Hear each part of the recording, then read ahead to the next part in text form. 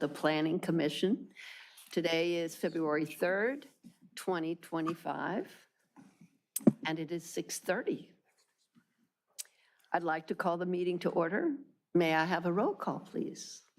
Commissioner Light, Commissioner Boswell, Commissioner Craig, Present. Commissioner Gaddis, Present. Commissioner Conroy, Present. Commissioner Hazeltine, Here. Chairperson Lamb. Here. Thank you. We will now have the salute to the flag. I pledge allegiance to the flag of the United States of America and to the republic for which it stands, one nation, under God, indivisible, with liberty and justice for all.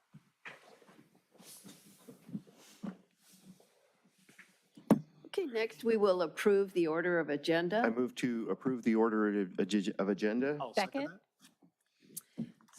Toss up here. So Commissioner, say aye. hold on. Commissioner Gaddis has made the motion. Commissioner Hazeltine has second.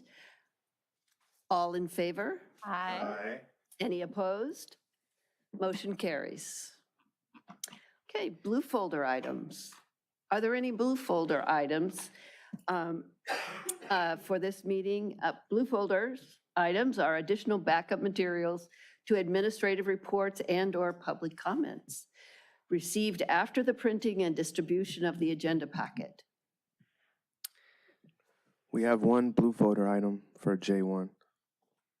Okay. Is there a motion to receive and file the Motion blue to folder? receive and file blue And- folder items. A second.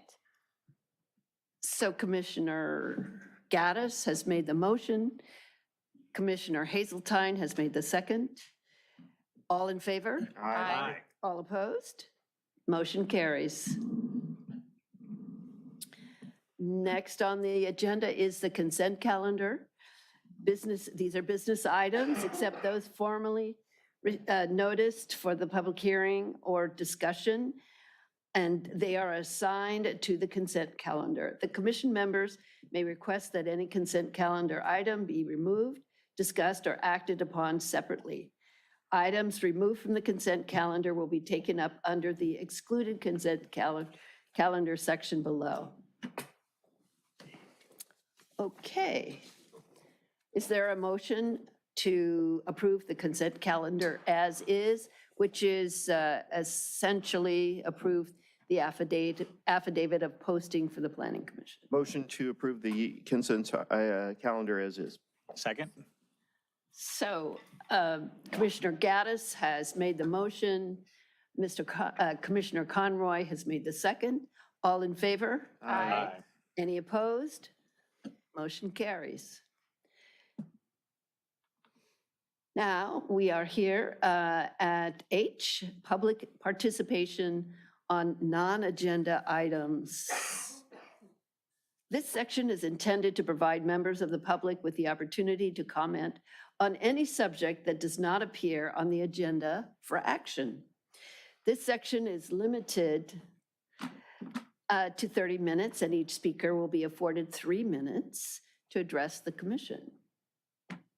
Each speaker will be permitted to speak for 3 minutes and only once.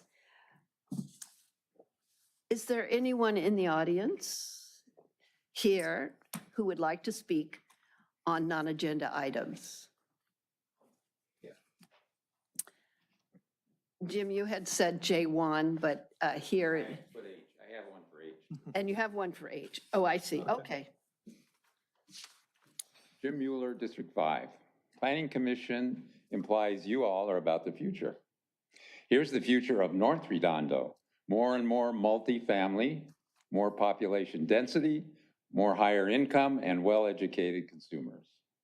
And most importantly, more well-educated voters in District 3, 4, and 5. Preservation is now at the top of the Redondo Beach agenda. One of the biggest battles in Redondo Beach political history was fought to preserve the Esplanade, the Riviera, and the harbor from development and modernization. The battle continues today. The AES property, for example, sits like it always has been. The most outspoken council person currently represents District 1, backed up by District 2. District 3, 4, and 5 representatives, council people, North Redondo, are for now relatively quiet. Will the March election change that? Not this time. All the current mayoral candidates are from District 1. 3 are outspoken Esplanade preservationists. 3 people are running for the District 1 council seat, while in North Redondo's District 4, the incumbent is virtually unopposed, and last time the District 5 was unopposed. The new planning director is very experienced in enclave preservation, having come from Carmel and Laguna. But planning is about the future. For every 60s North Redondo single-family bungalow getting scraped, 3-unit condos with 6 young people who can afford $1 million home move in. If you put your ear to the ground, you can, as Bob Dylan might say, hear a train a-rumbling toward City Hall, and it's loaded with new North Redondo voters who don't want dope shops like this, for example, or this. They don't want hangout bars, tattoo dens, hard liquor stores, or massage parlors on their main street, Artesia Boulevard. They'll wonder why the city allows big empty lots like 2017 Artesia and rundown stores being squatted on for years by absentee owners paying reduced property taxes, supporting low volume and low value businesses. They'll see the Galleria for what it is, an empty dead hulk only good for storing inventory. When those new voters get themselves informed and that train full of them arrives, the little Band-Aids for North Redondo, like the FAR and the beautification, are going to be ripped off, and the carefully preserved ground is going to be shaken real hard. So here's the question for you planners.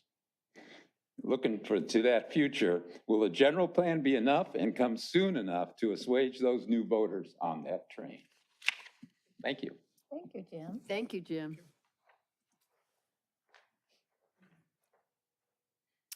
Anyone else like to speak? Yes. And please state your name. Hi, my name is Sandy Anlou, and he's a tough, tough one to follow. I'm new at this. I'm new to North Redondo Beach, but I'm not a new homeowner. I've owned my property since the early 90s. I'm a block away from Artesia, and I moved from Hermosa. Lived in Hermosa for 30 years. I was a business owner for 30 years. And now that I'm in North Redondo, I am missing the community. I'm missing that feel of community. I'm missing a place to go eat. I'm missing a place to go shop. I've also been a business owner. Those business owners are struggling. They need help. They need the streets to be cleaned. I don't feel safe. I can't imagine they feel safe. I've considered opening a business there myself, but I too don't want to be surrounded by smoke shops. I don't want to be surrounded by liquor stores, fast food stores. All I'm saying is, yes, let's have a few, but do we have to have them all on one block? I want a place to take my visitors just to walk.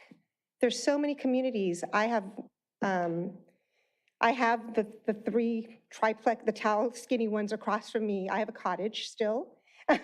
But there's a lot of people, there's a lot of families, and there's not a place to go to feel safe and take a nice stroll in that area. I hope that the planners and the Art Commission can do something to bring a little charm to it. I've been to the Planning Commission and the Cultural Arts Commission, I guess you call it.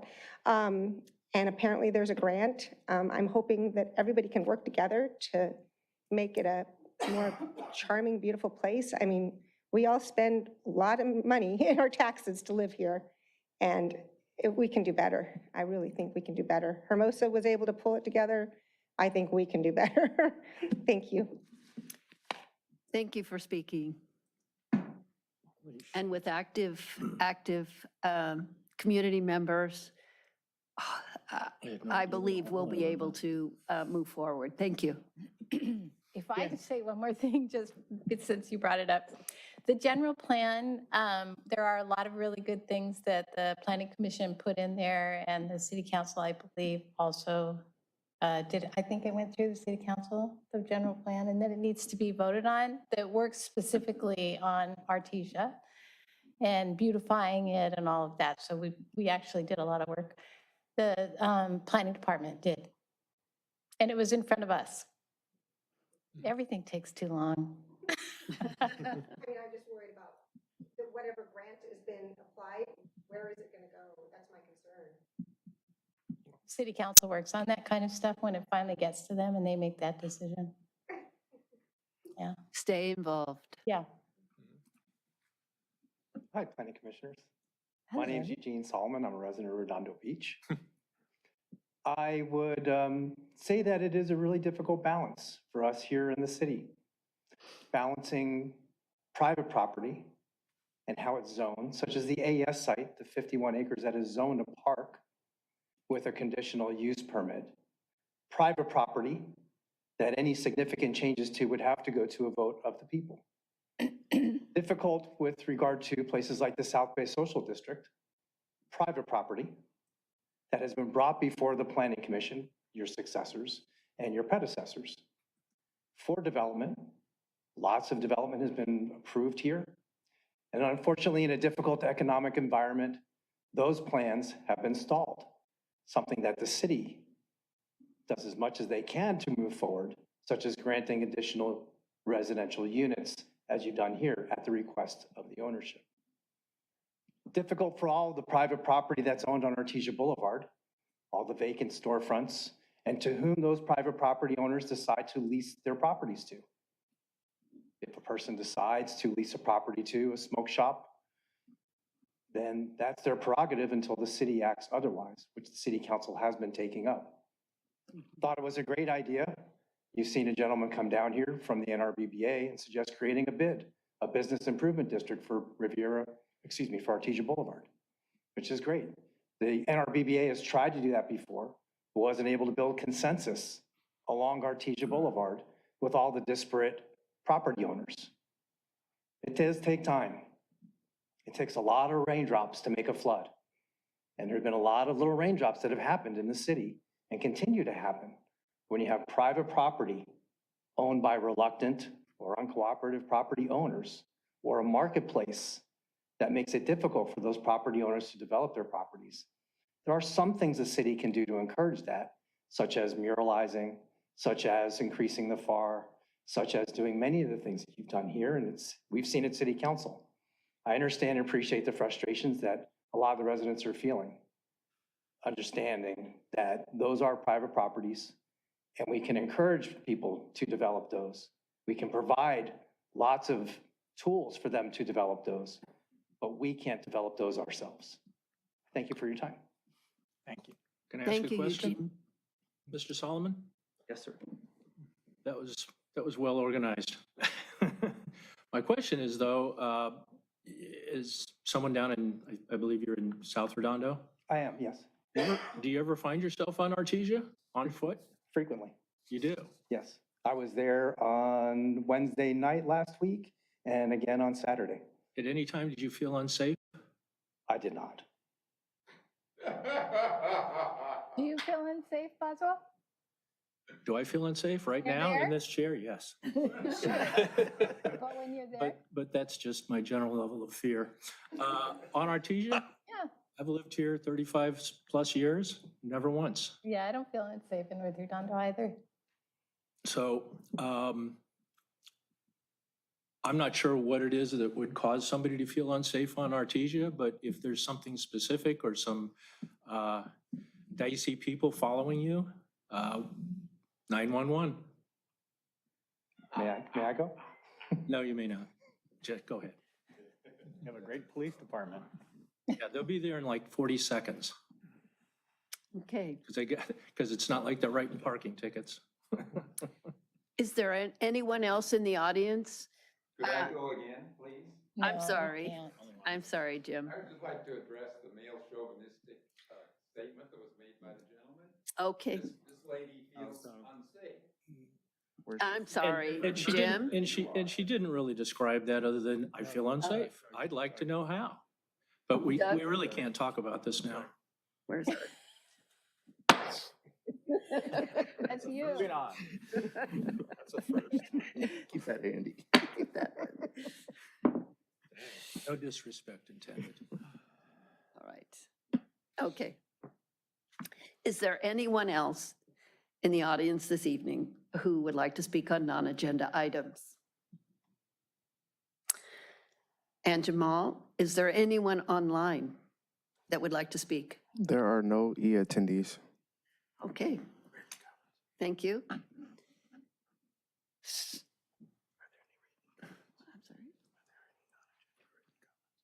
Oh. Are there any non-agenda written comments? Thank you. Jamal? No. Okay. Next, we have tonight a public hearing. Thank you. But before we get to the public hearing, we need to hear from our commissioners if they have ex parte communication to report. Anyone would like to report ex parte communications? Should we start with Commissioner Hazeltine? Yes, we should. Okay. I do have a question. Are we starting back from like 3 years ago, or do we just start since this came on our agenda? Because we've talked to a lot of people in that time, Right. Since it came onto the agenda. just for tonight. Okay, so I spoke with the public, and I had a really brief conversation with Chair Lamb. Okay. I spoke with members of the public. I had conversations with Councilman Lowenstein and Councilman Narenheim.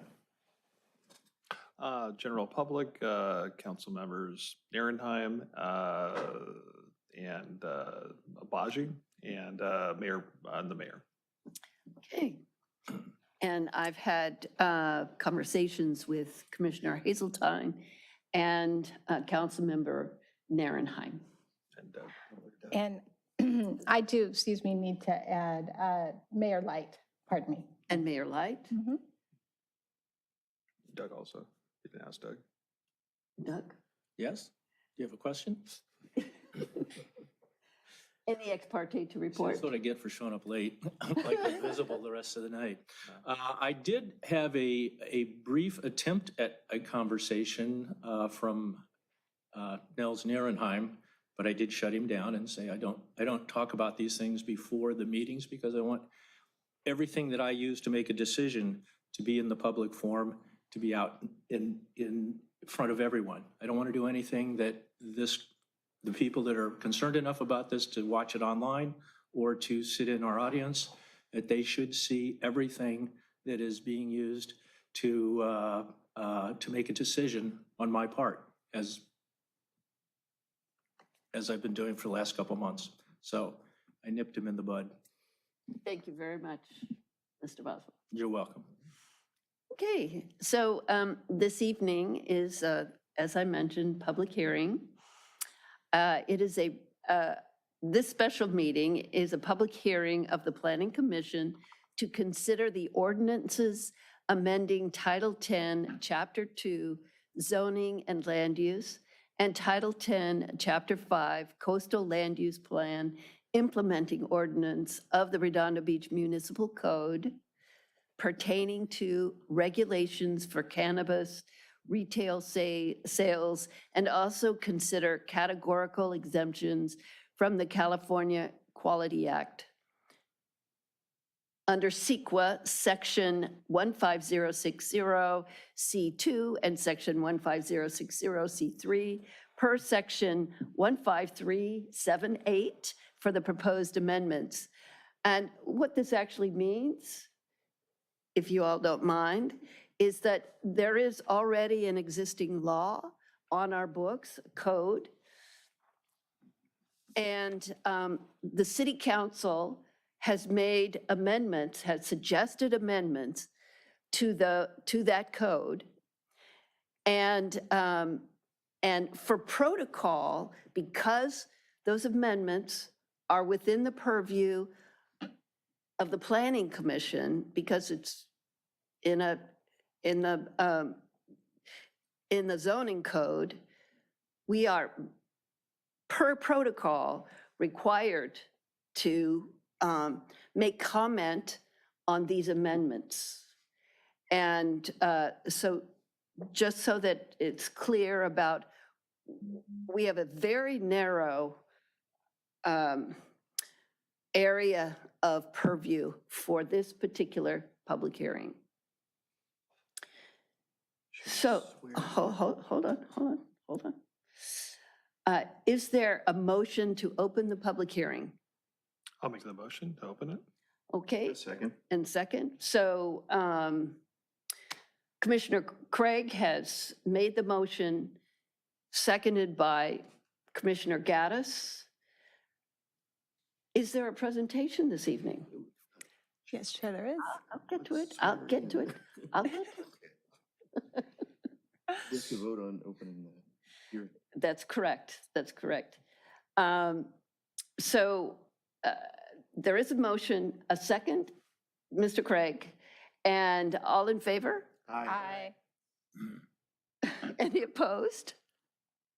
No? The motion carries. So, staff, is there a presentation? I think, do we start with Director Weiner?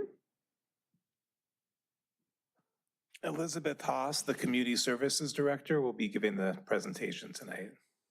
Thank you. Welcome, Ms. Haas. Thank you, Chair Lamb. Good evening, Commissioners. That was a great introduction to the item, so thank you for that. And Jamal, if you could share my screen. That would be Which great. computer are you located at? Probably. Oh, come on. Not that one.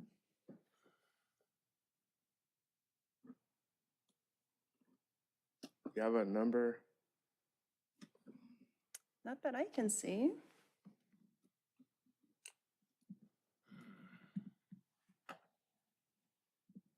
It's coming through now.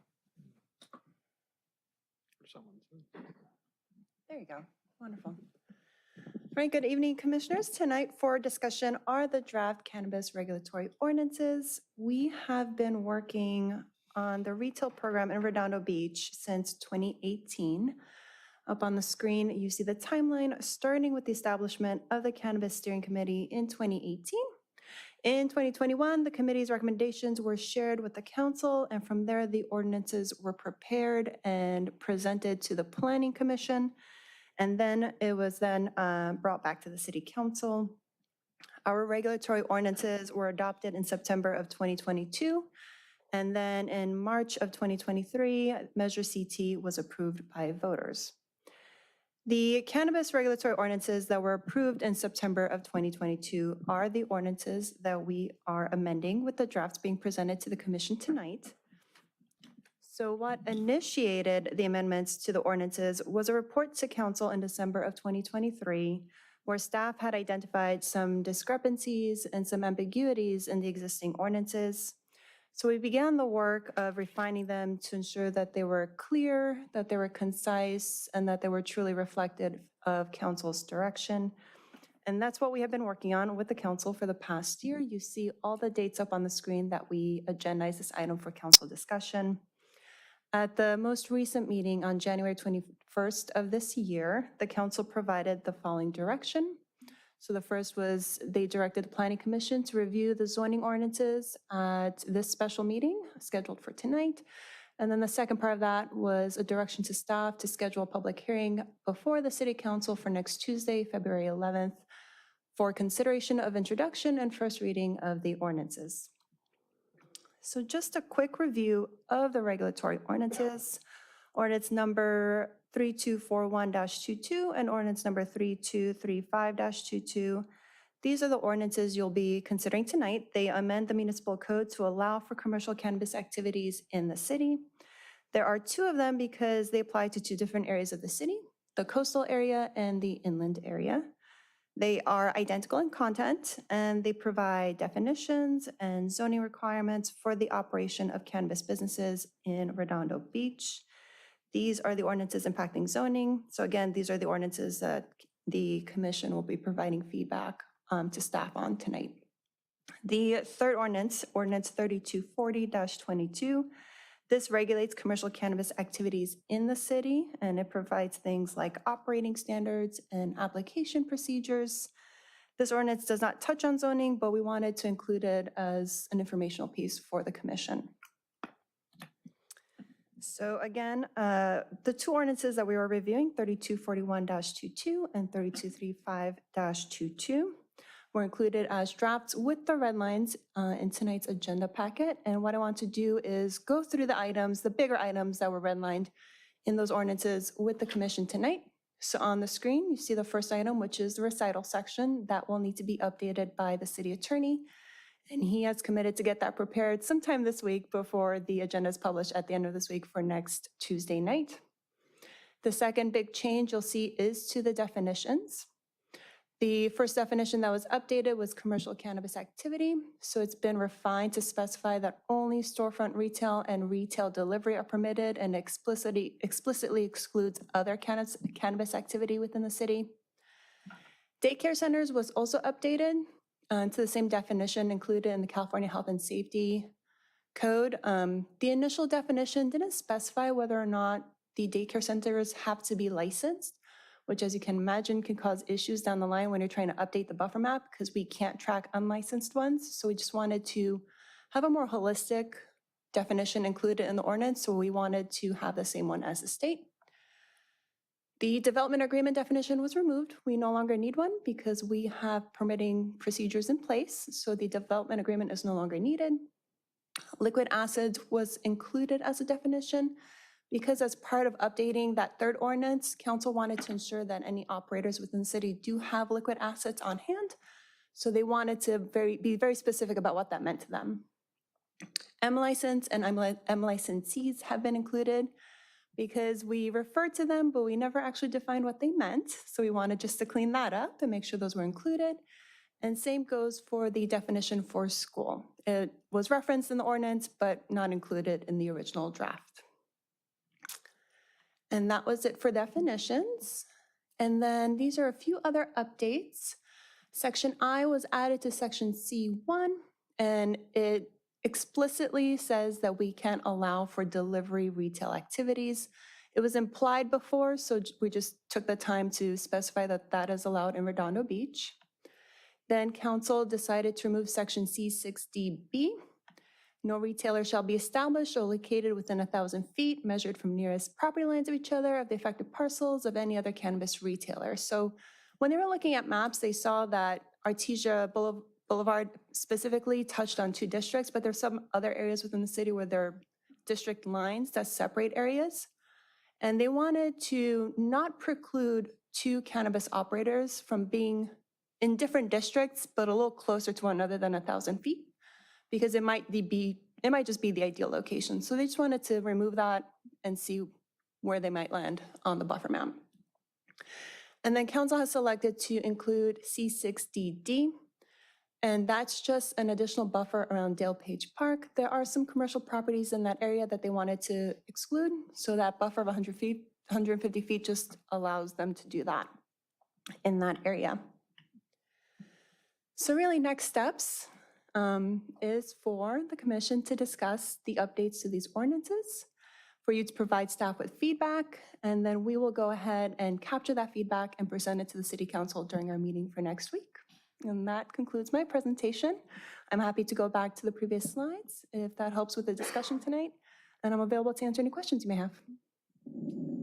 Thank you for that thorough presentation, Director House. Pleasure. Are there any questions from the commissioners? Yes. I have a couple questions. I just want to sort of couch the reason that this is happening a little bit. What is the incentive? And I know the answer to this, but I just want the public to be aware of why we're talking about rules 2 cannabis dispensaries to be opened up in the city of Redondo Beach, just to frame this discussion. What is the insight? Why are we doing this is the question. Why are we doing this Again, again? I know the answer, but I just want this to be as part of the Why public are we record. doing what, though? Permitting 2 cannabis dispensaries in the city of Redondo Beach. Why is the city of Redondo permitting that? Gotcha. That would be us, yeah. But I'm going to intervene here. That's not what's on the agenda, right? We're only focusing on what you've presented here to us. They've asked us, so we're here at the pleasure of the council, and they've asked us to review just these. We're not to comment. My understanding is that we are not to comment on anything outside of these. Am I correct on that, Mr. Weiner? So I can speak to that. So the policy question has really been, that's one for the city council. They've had several meetings on this. As to the reasons why, I wouldn't really want to opine on that exactly, but I know it's in the record, and as to why the council has decided to go down this path. And I believe they want to do it with limitations on how many dispensaries we would have in the city, and that's why it's been limited to 2, to avoid potential impacts by a proliferation. The Planning Commission's role tonight is to review the zoning ordinance amendments. That's a requirement by state law that the Planning Commission review those and provide written comments to the city council. And that's what's within the purview of the Planning Commission tonight. That said, we've provided the entire zoning code sections to the commission on this matter.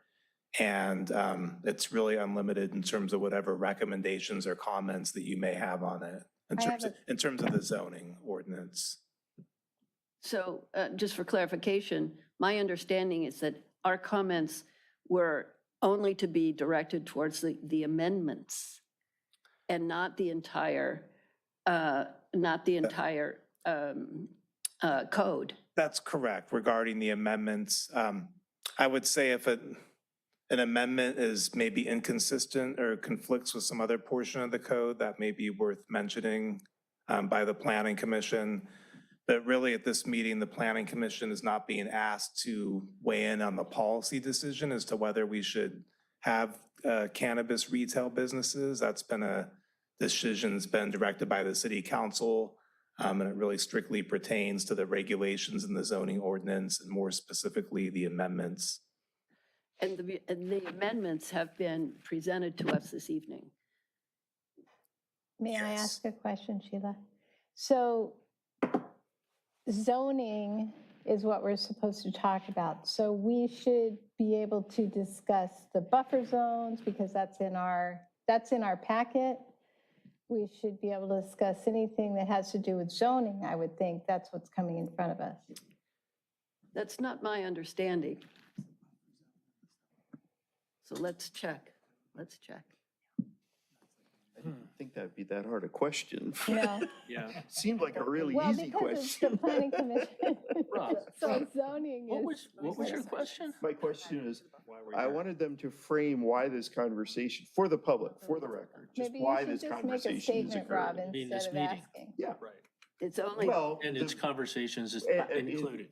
well, I think a that's little the, deeper than that, and that is, what incentive does the city have to allow 2 cannabis dispensaries? Taxes. Because there is a whole context for this. There's more than that. That's probably the biggest. And that said, having been to some of the meetings, not that it's real, just for the public's benefit, my understanding is there's definitely a revenue component that's an Okay. important factor. Mhm. And revenue is important for the city to be able to provide services to the residents, be it safety and other necessary services. Okay, and I understood that if we didn't come up with our own ordinances, that the state would declare that basically we would have no control of how many dispensaries or where they would be. Is that correct? That's correct. So Okay. when the law See, was that's what I'm passed trying to frame. several years ago, cities had the option of adopting an ordinance that would either prohibit or allow it. Okay. Absent that ordinance, it would be allowed under state law. Okay. retail dispensaries. So part of this is the taxation issue, just continuing the question, and you've confirmed that, so we have that context. So currently, I understand that, that people are driving into the city from outside the city perhaps, selling cannabis, delivering cannabis, collecting that, and we're collecting no taxes on that. And this would change that, am I correct? Correct. And also, when somebody enters one of these dispensaries, they have to present an ID, and that's kept on record, right? Whereas if cannabis is being delivered, we don't know who it's being delivered to because they're outside of the control and enforcement of the city currently, right?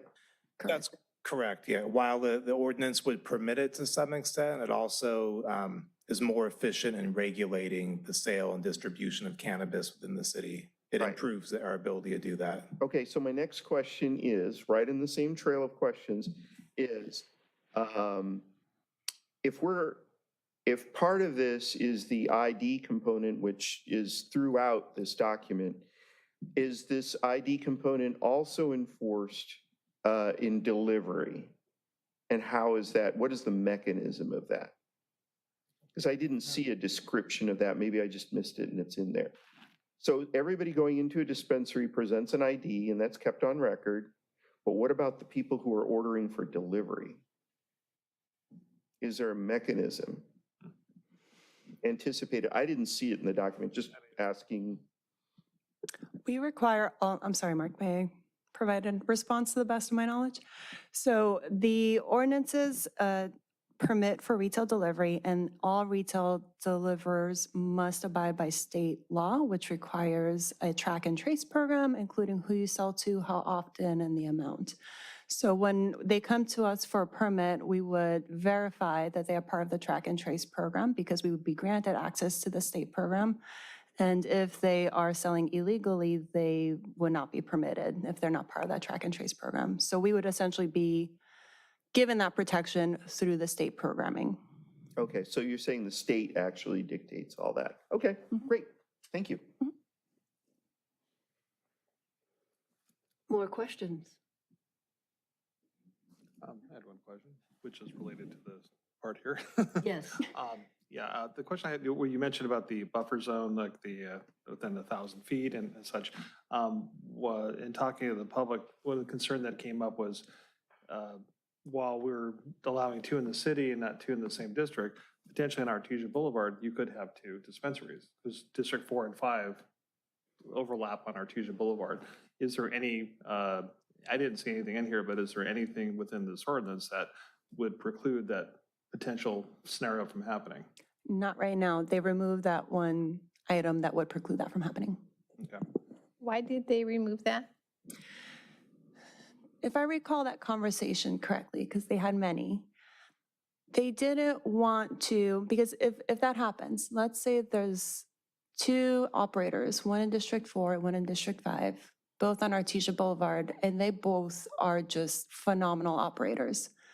Why would we preclude them from operating in that space? If that's just where they fit best and if they present the best proposal, we should allow them, because then if we drop down to the 3rd best, but they're not as great of an operator or as trusted an operator, but yeah, they happen to be in District 1, was that really something that they wanted to have happen? Or would they rather just leave that room for 2 great operators kind of close to one another?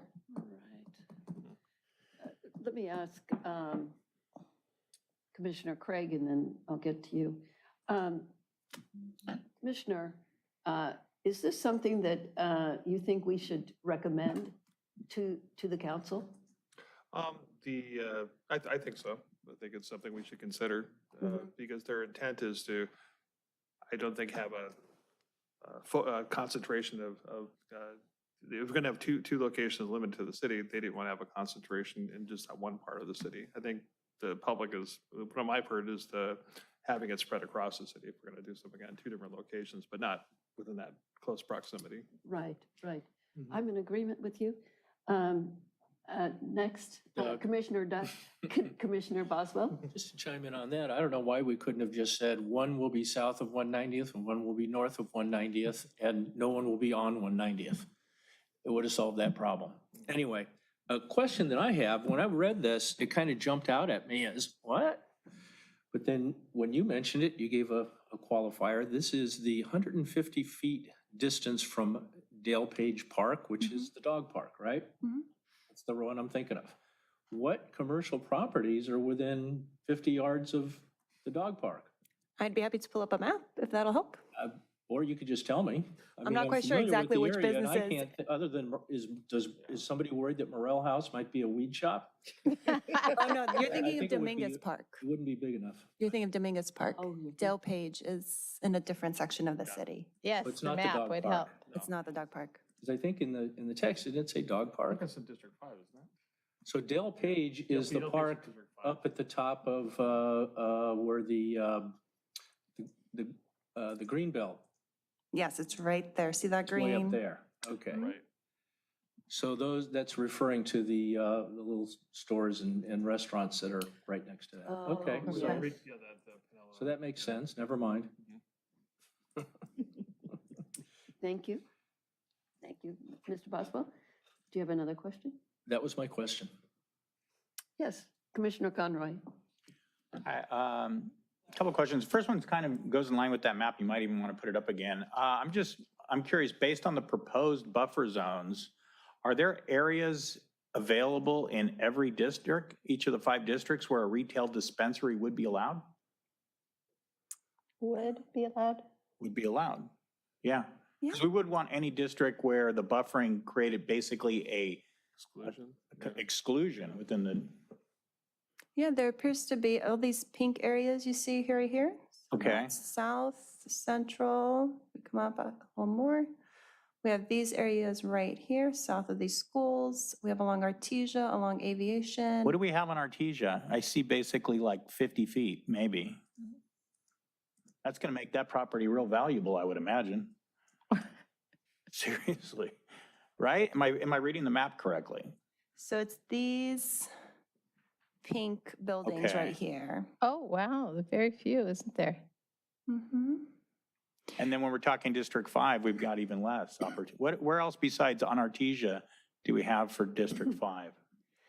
Let me see. That's, we have it just here of North Manhattan Beach Boulevard. Oh, This right. little to the area edge. right Oh, here. sure. That's right. Mhm. For the Gaucho Market. Yeah, exactly. Right.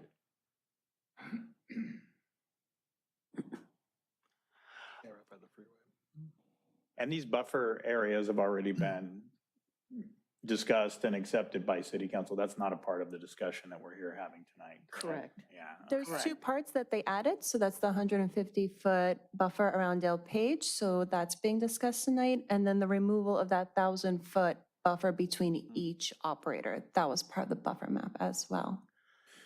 So that was kind of my second question. So that's a removal of the 1,000-foot buffer, and that's for any 2 operators? Correct. Even with, but that's knowing that no more than 1 operator could exist in a single district, right? Yes. Okay. That's all I have for you right now, other than just a statement that we don't want to exclude any district from participating in this. I think there's an element of not in my backyard, but as a city, this is something we've adopted, and so every district should do their part to carry out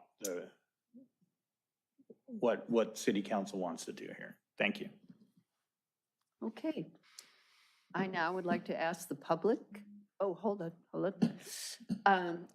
If there are any speakers, but before you come up, any of you who would like to speak need to take the oath. Oh, I don't think so. So if you would stand up if you'd like to speak. Okay, all right. And we're going to do you promise to tell the truth, the whole truth, and nothing but the truth? I do. Okay, thank you. So first, I will be calling, I have to make a motion. So we've opened the public hearing. We've heard the presentation. Now we have public testimony. You've taken the oath. I have some cards here. Jim Mueller, would you like to speak? Yes. District 5. So looking at the proposed ordinance, now I'm going by what's was published in the website, and there's a lot of whereases. Proposition 64, which resulted in the AUMA, allows local governments to ban cannabis businesses and cultivations. According to the California Department of Cannabis Control, Manhattan Beach, Hermosa Beach, Torrance, El Segundo, Lawndale, Inglewood have banned cannabis business entirely, as well as cannabis cultivation. Hawthorne and Rolling Hills allow medical sales only, which require a physician's authorization. Manhattan has gone so far as they can go to keep it out of their community. By considering the proposed ordinance, the city of Redondo Beach must want to be the cannabis capital of the South Bay. Probably the worst idea in Redondo's proposed ordinance is it allows private cultivation and processing of cannabis products. Of all the dangerous and potentially disastrous potential of the proposed ordinance, the worst is allowing private cultivation and processing, and the selling tools and supplies to do it. Why is allowing cultivation up to 6 plants and processing the harvest a bad idea for Redondo Beach? Who is to control what's produced? Its strength, its quality, how widely it gets spread around. Teachers know that intoxicating substances are around in the community. Their students get a hold of it from friends, from neighbors, from their own parents' stash, and from the street. Talk about a law enforcement and public health disaster just waiting to hit Redondo Beach. And what does Redondo Beach get for all the potential trouble in allowing sale and cultivation of cannabis? The projected revenue is expected to be less than 1% of the city budget and probably a net minus when increased law enforcement costs are considered. And I know that proponents have said that it'll be less law enforcement, but that is totally ridiculous if you really think about it. I recommend the proposed ordinance be amended to disallow selling of cultivation tools and supplies and any cultivation or processing of cannabis in Redondo Beach. Thank you. Thank you.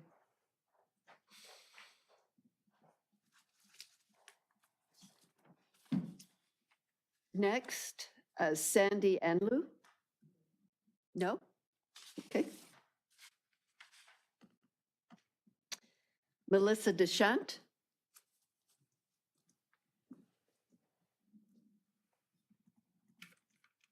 Good evening, commissioners, staff. Thank you for all that you do. I know being on this commission is oftentimes a thankless job, and you guys have sure had some work over the last couple of months given to you. My name is Melissa Deschamps. I'm almost a 30-year District 1 resident. I'm a parent of a high school student from our extraordinary school district, Redondo Union High School. I'm a scientist. One thing I wanted to add that is always left off of this cannabis timeline is the 2022 Measure E vote, whereby 75% of our residents in the city voted no retail cannabis. Currently, medicinal sales via delivery are legal in every city. The state cannot come in and tell you that if you don't have an ordinance, you will have to, have shops put in. The city, someone can come in, as they did for Measure E, Elliott Lewis of Catalyst Cannabis, and they can propose something. Our city residents voted no. We voted yes to have a tax rate, but we voted no overwhelmingly to no retail cannabis. I was asked to be one of the rebuttals for Measure E. In that time, the cannabis industry has changed dramatically through no fault of the cannabis industry. There's currently a scandal with the Department of Cannabis Control where there is zero safety with regards to the testing. There was a federal whistleblower has come forward. They have shown that the cannabis supply may be laced with fentanyl, high levels of pesticides way outside of the realm of what the EPA allows, false reports, and the DCC currently has no response to that. That is an ongoing scandal, and that's a dangerous situation for, certainly for the youth, which is who I'm advocating for, but for all of our residents. Secondly, retail cannabis normalizes cannabis use for our youth. There's ample peer-reviewed data, some of it very elegantly done in Los Angeles that clearly shows that. Kids who walk by a dispensary, see the billboard, see the signage after 30 days, are exponentially more likely to try by the age of 6th grade. That is real data. Secondly, there is no difference between legal and illegal cannabis dispensaries with regards to youth use. Again, peer-reviewed data collected in Los Angeles. This is fact. You'll hear other things from people who have a vested interest in, a financial interest in the cannabis industry. I do not. I'm a scientist and a parent. Finally, again, through no fault of this industry, it's a triple tax product. The revenues have been steadily declining. That's important to me because the Tier 3 funds collected, that tax revenue, right now, we're $3 billion behind from the state. This is public information. Those revenues go to prevention programs. So I urge you to think about what the residents actually voted for and my concerns about the safety. Thank you so much for all that you do. I'd like to introduce the peer review data into the public record. Oh, yes. Do we have Motion a to motion? receive. Motion to assign, did you make the motion? Yeah. Second. Okay, so Ms. Hazeltine, Commissioner Hazeltine has made the motion. Commissioner Gaddis has made a second. All in favor? Aye. Any opposed? Motion carries. Thank you. Please. Happy reading. Happy Okay. reading. Thank you. I caution you, I'm a scientist, so it's all peer review. Can I ask you a Love question? scientists. What kind Certainly. of scientist are you? I do bench immunology. I'm a bench immunologist, and I work in public and private health. Okay, thank you. I wrote a statewide resolution for PTA that over 10,000 members voted on for cannabis and youth health and safety. That was Okay. adopted by the state. Thank you. Thank you. All right. Anyone else in the audience here would like to speak on this issue?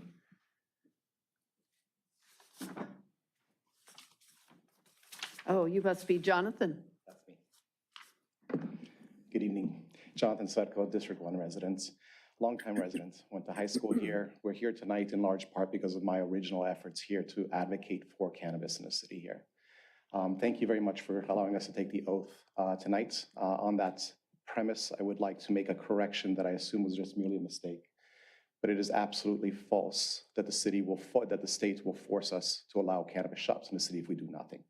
I know that for a fact. It is my profession. I work at the state level where we advocate and we write many of the laws for cannabis. I know this very thoroughly. There was a bill that came, it passed, it did not force any city and will not force any city to allow for shops to come into their cities. Commissioner Gaddis, I really want to thank you for the question you started with here tonight. The whole premise of why we wanted to begin this here within our city was we had the incentive. We had two big incentives. First one, financial. Second one, it was a health-related incentive. Why would you allow for illegal cannabis sold here when we could have legal that's supposed to be tested? As was mentioned by someone previously, the industry has changed drastically since we've started this. What you're looking at right now is a failed industry, and you're going to be reading and hearing more and more about its failures. Right now, it was just reported that in Santa Barbara County, it has become such a failed industry that they are down 75% of their taxes that they've had since 2022. 75%. On a state level in that same time period, we are down 40%. We have gone below the thresholds that we had established several years ago, whereby the governor had also set aside $150 million to backfill if we couldn't bring enough revenue so we could support drug prevention groups to make sure that our youth are safe. That $150 million was used up in the first 9 months of those 3 years. And now we're looking at, with a failed industry, of a tax coming into increase where we're currently raised the tax at 15%. We're going to be now having our tax raised in July to 19%. Our council here has recognized that. And so what have they done? When they could have taxed up to 9%, they're recommending we do 4.5%, recognizing we have a failing industry here. A failing industry that has now been well documented by the Los Angeles Times, that the other incentive we had to do this here was for health reasons. The LA Times has proven multiple times on the front page with many articles that the tested products that the state was supposed to guarantee are safe are in fact not. And we are seeing increased reasons as to why this is a massive public issue, public health issue. So now as a city here, I'm asking you, if we don't have the same incentives, both economic as well as for public health, why are we doing this here right now? I'm here before you as a resident, as the reason that we're probably here tonight, as probably one of the biggest advocates and one of the most well-learned individuals before this industry and when the regulations come, and I'm asking you, please recommend that we pause until the state understands its mistakes and corrects them so we can do this responsibly. Thank you. Thank you. May I ask him a question? And you may. Do you or anyone in the business that you derive remuneration for, that you work for or own or are an employee of, currently, maybe in the last 2 weeks, deliver cannabis to residences in Redondo Beach? I do not. Okay, thank you. Question? Certainly. I can. So I'm not sure if I caught the full gist of what you were saying early on about correcting something that was untrue. Mhm. That if we do not pass this today, then entrepreneurs can open shops all around Redondo, and we have no control over it. That's what was stated before is true. You're saying that's not true? Correct. Who do we believe? Can I expound on it real quickly? Can I what? Can I expand on that real Motion to quickly? extend. Sure. Motion extended. Just real briefly, there was a bill several, oh, forgive me. Motion. All opposed? Any opposed? No. In favor? Aye. Very quickly. Several years ago, there was a bill by Senator Wiener, SB 1186, and SB 1186 sought to force shops into every city that had to date not allowed or set up any kind of regulations within their city. The bill ended up passing in a way that it made it so that if a city had not allowed for shops in their cities, then medical delivery was the only thing that was allowed into any one of those cities. Nothing else. Shops are not forced in a city. There is no other law on the books otherwise that would require us to allow shops in our city, whether we pass our own ordinance or not. And But then- if somebody in the city would still have to approve a shop, whether we have this ordinance or not. The city would have to first allow through an ordinance whether we would even allow for shops to be in the city first. So the first step is to have an ordinance to allow it. Second steps would have some sort of a selection process as to who gets to have those shops. And where are we right now in regards to those points? We are at the point to where we have rejected Measure E, so we do not want shops in the city. We have passed our own ordinance, as you well know, one that we had worked for a while ago. That ordinance then has since been changed drastically to match, quite frankly, much more closely to what we rejected in Measure E for a lot of reasons we could probably go into another time. That's where we're at right now. We're completely changing that ordinance to potentially allow shops into the city. Should we choose not to, there's no reason to think that shops will be coming in. We don't have to do this right now. It is the wrong thing to do right now. We have time. We have spent lots of time to get to this, doing this right. And for a reason. Okay. Thank you, Jonathan. You're very welcome. Thank you for the time tonight. If you need more clarification, I think Director Yeah. Weiner can help with that. Would be my next question is, okay, rebuttal. Yeah, so I apologize, I misspoke earlier. State law does allow certain cannabis rights. For example, you're allowed to possess it, allowed to grow it to a limited amount, delivery. With regards to the retail shops, the lack of adopting an ordinance does not entitle the individual to open a shop. Basically, when you adopt an ordinance allowing retail businesses, then you're opting in to allowing that. So I misspoke on that earlier. There are certain things that are allowed, such as delivery, but the retail shops that the city would have to adopt an ordinance to allow, which we did several years ago, and this is a refinement of it to improve the regulations. So I apologize, I misspoke on that earlier. So as of today, can somebody open a cannabis shop in the city of Redondo Beach today? No. I can go ahead and speak to that. So we have ordinances in place that allow for 2 cannabis shops in the city of Redondo Beach. That said, before releasing the RFP to welcome applications for those 2 permits, the council and staff identified issues in the existing ordinance. And that's what we're refining and fixing with these ordinances is before we go ahead and welcome applications for those permits, we want to make sure that our regulations are in line, are cohesive, and make sense for what it is that the council wants to see in these shops. So that's a no? It's yes, pending council release of RFP. The question was today. Today, no. No. Okay. So if we do not pass this, then the status quo continues and no one can open a shop in Redondo Beach, right? No. Because the ordinance are not completed. I don't know if the chair looks like she wants to speak to this, but I'd be happy to answer that. So Yes, please. tonight, council directed the commission to provide feedback on this. So let's say you decide not to give feedback or to recommend that the council not continue with the program or with the updates to the existing ordinances, we would bring that feedback to council. I can't speak to what council will do, but they may very well decide to ignore that recommendation and move forward, or they may take your recommendation into consideration and keep the existing ordinances in place. And maybe further down the line, move to remove the ordinances altogether and go back to no cannabis retailers. If we don't, there are a lot of things we could guess at that the city council might do or not do, which is kind of irrelevant.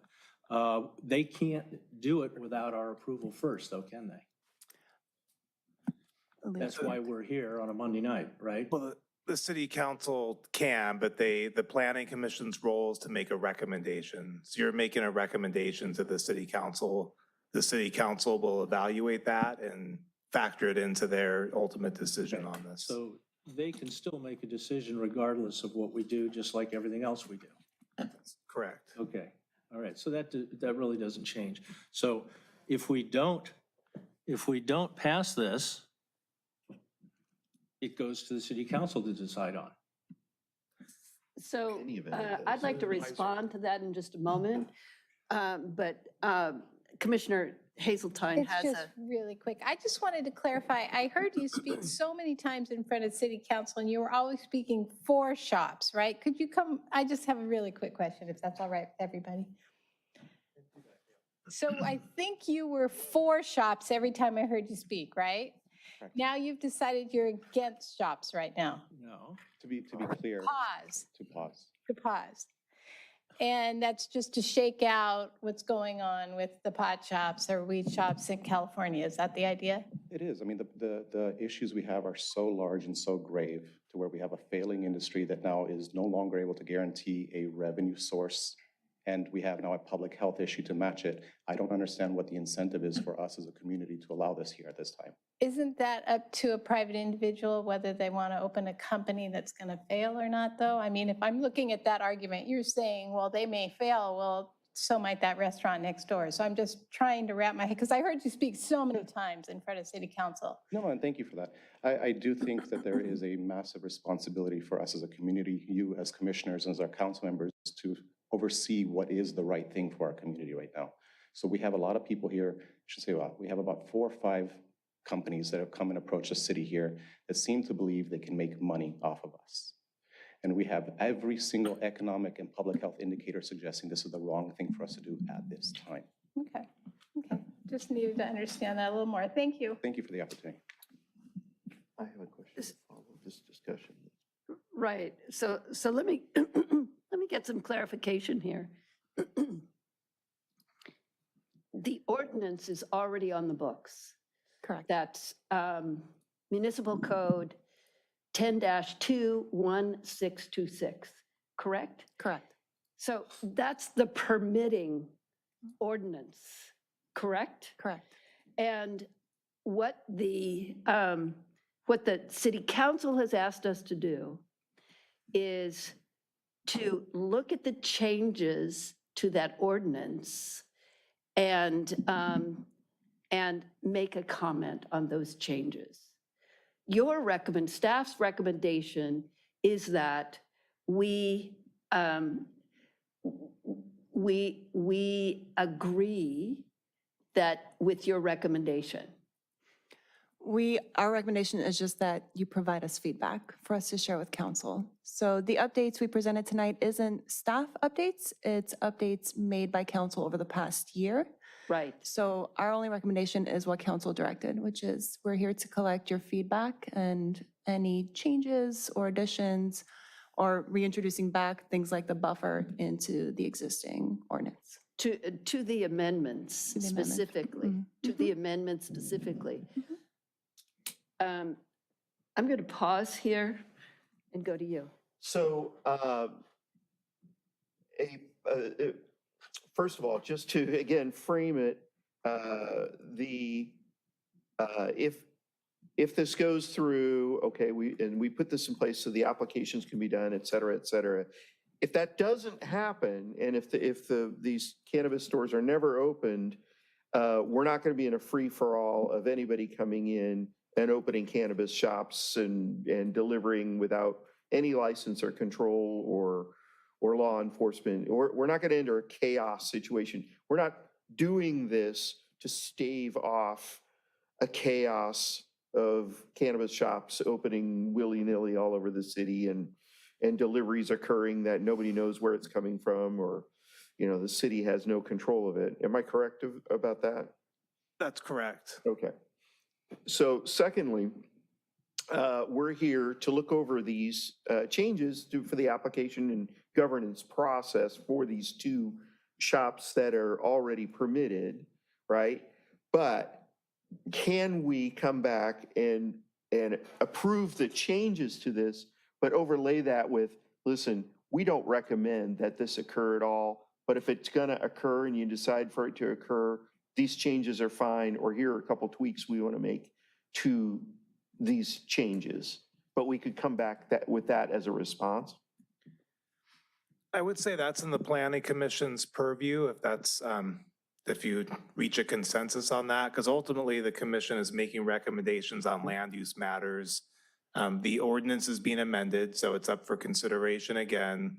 We've asked that the commission focus primarily on the amendments, but because you're reviewing the ordinance as a whole, you can also make broader recommendations on it. Great. Okay, thank you. Yes, Mr. Conrad. Real quick question, and then I had a few points, if I could. Regarding the Delpage Park, it's a park. Isn't there buffer zones around other parks in the city?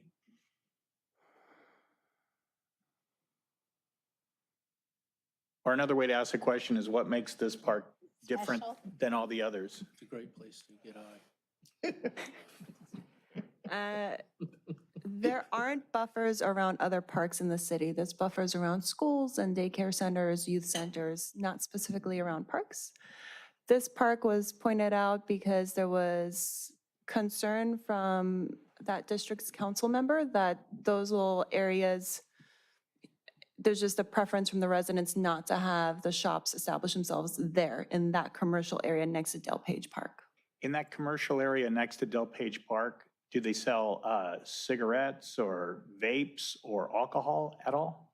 Alcohol? I don't know off the top of Restaurant? my head. Alcohol. I'm not quite sure. Alcohol? There's a Okay, but not there's like a liquor restaurant. store. Yeah, it's a restaurant there. There's a restaurant there. There's no convenience store, You can get some snack in the grocery alley, store, though. anything like that? Hair salon. Oh, man, a hair salon? There's a caterer there too, but I don't think they have. So no, is the answer to that question no, or we don't know?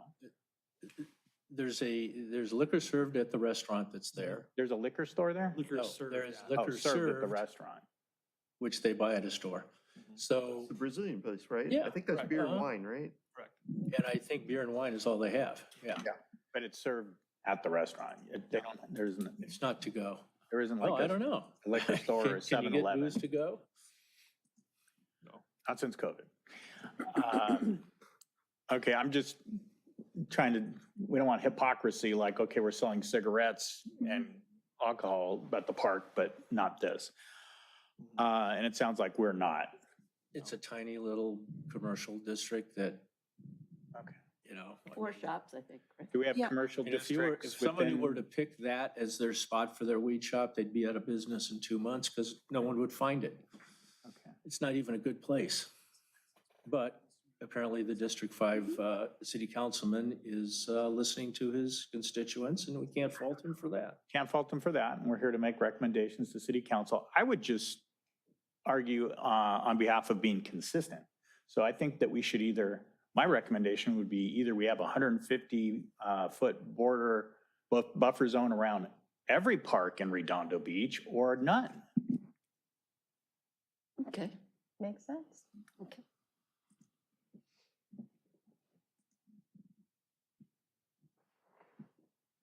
All right. We'd have to look at all the parks then and see, does that also basically eliminate, large amounts of potential space such that you wind up having both shops in South Redondo?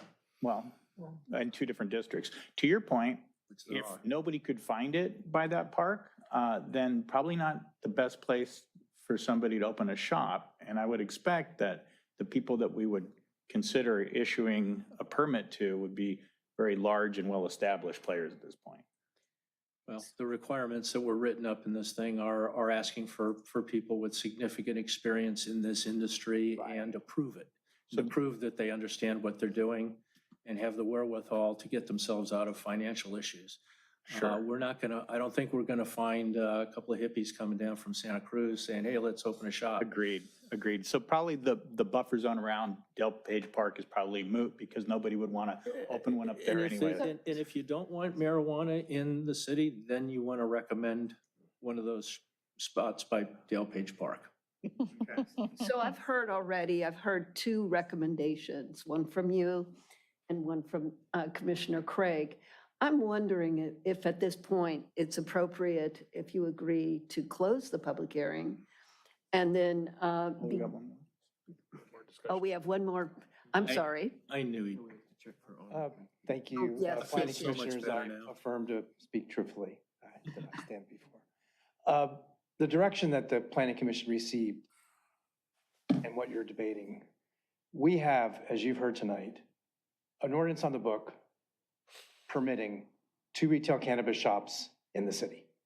That is not your charge tonight, to decide to make a recommendation. That was not your charge from the city council.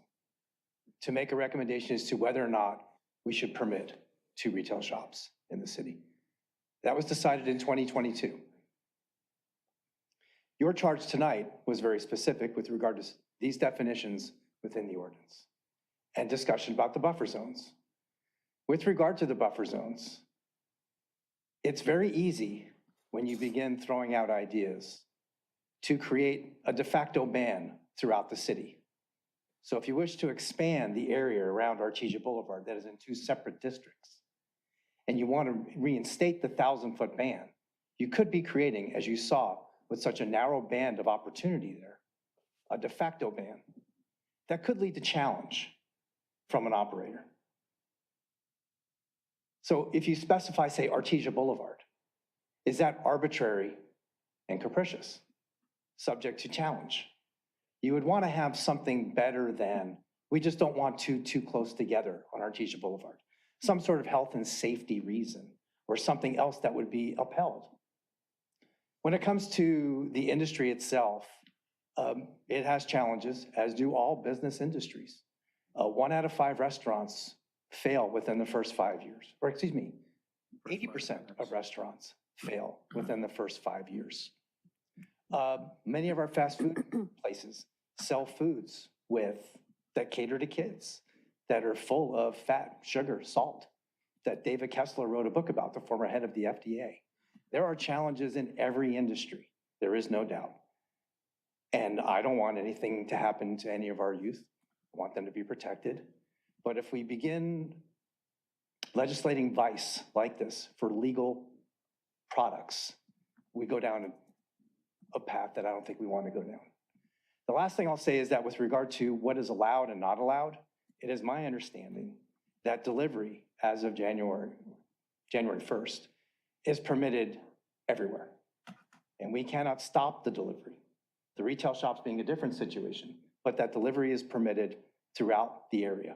And delivery is happening right now, and we cannot stop that part of it. So when you say what's allowed and what's not allowed, important to remember that we want to go ahead and take what steps we can to go ahead and monitor, license, and tax these operators that could be coming into the city through delivery or retail. Thank you. Quick question. Yes, sir. You have a follow-up question? I don't even know how to phrase it really exactly, but is not one of the main things that the ordinance are trying to do is to make sure these things are not right next to each other, that they are distributed across the city, and that they don't, I mean, it's not like a street with antique shops. It's not like a street with thrift shops where they locate next to each other to create a community, and it improves their sales. I don't think that would happen with weed shops like it doesn't happen with liquor stores. I'm not seeing, I mean, they took out the 1,000-foot or whatever distance part of the ordinance on Artesia so that it would open up more spots on Artesia that you could locate in. I mean, 1,000 feet really isn't that far. And frankly, if you're looking for the out-of-town business, Artesia is probably the perfect place to locate. So is there really anything that we can do to make sure that there aren't two weed shops on Artesia other than this 1,000-foot issue? I would defer to the Director House or Director Weiner in specificity that way. I would say that participating or watching the city council meetings, they have lengthy discussions about no more than one in each district. And with regard to the specific area of Artesia and the buffer zones, you have that before you tonight, where they change that part of it. I would defer to the directors for that Well, answer. that opens up some other questions as well, because district borders change based on population. And what is in two districts today might be in the same district in 5 years. So yes, let's ask our staff. Before you go on, I think we have a question here. No, he should, I think. Do we want to follow Let him through on finish this? that up. Okay, go ahead. So how much trouble would we be getting ourselves into if we put that 1,000-foot clause back in there? I mean, how much legal exposure is the city going to have? I think that's the main reason why we would not want to do it, right? I don't know, I can't speak to legal risk. I just know why it was removed by the city council, which Why? was, so they just didn't want to preclude, like I said earlier, if two amazing operators apply to do different areas of Artesia Boulevard, they didn't want to preclude both of them from being there. If the third spot operator just wasn't as great as those first two. So in a way, they understood the risk of having two operators on Artesia, but they also understood the risk of eliminating that option, and they went with one over the other. And the risk, as far as they're concerned, the risk of having that in there is that they might lose a really good weed merchant? I wouldn't phrase it that way, that they would miss Have it out on so? the number one or the number two operator that scores in that top band. Yeah, let me address the buffer question. So I would say that from a zoning perspective, the city could impose that requirement if we're looking to achieve a balanced mix of uses or avoid an oversaturation of a certain business type within an area. Certainly cities will do that in their zoning codes, and that's why they have these density limits for different uses. They're looking to balance the uses throughout the city. So there would be a zoning justification for doing so. And it sounds like Director House has given you the background on why the council removed that. They're concerned about maybe precluding an operator just based on that buffer requirement. But those are the different factors that go into the commission's decision in making a recommendation. So we actually believe, or the city council believes, that a top tier cannabis entrepreneur would bypass Redondo altogether if they couldn't be on Artesia Boulevard. That there's no other place on Pacific Coast Highway or Catalina or Riviera Village or anywhere else in the city that wouldn't serve their purposes. We're actually thinking for some reason that everybody's going to want to be on Artesia? Isn't that a red flag So Doug. for us? Commissioner Boswell, if, if we all agree, right, we can still make that recommendation if we believe that they made the wrong decision. Oh, I understand that. I'm just Right. trying to understand what are the ramifications for us making a decision one way or the other. I don't know that everyone wants to be on Artesia. I think part of the reason Artesia plays such a big role in this is because it straddles two different districts for a large portion of it. I think, PCH is just a big thoroughfare. So, that doesn't really address the circumstantial evidence that the city council is concerned that they will lose a top-tier cannabis reseller if they aren't allowed to be on Artesia. Because that's what taking this buffer zone out gives them. It gives them the opportunity for them both to be on Artesia. Whereas if the 1,000-foot barrier is in, there's less opportunity for them for both shops to find a location on Artesia. Wouldn't we prefer it that way? That there was something built in, even if it is indirectly resulting in one of the weed shops having to go somewhere else, like up on Inglewood by Manhattan Beach Boulevard, or down in South Redondo and Riviera Village. You can suggest that recommendation, Doug. Yeah. I'm not at that point. I'm asking, what's the ramification of this? Is this something that? Are you asking for us to give you feedback? I'm asking everybody. Okay.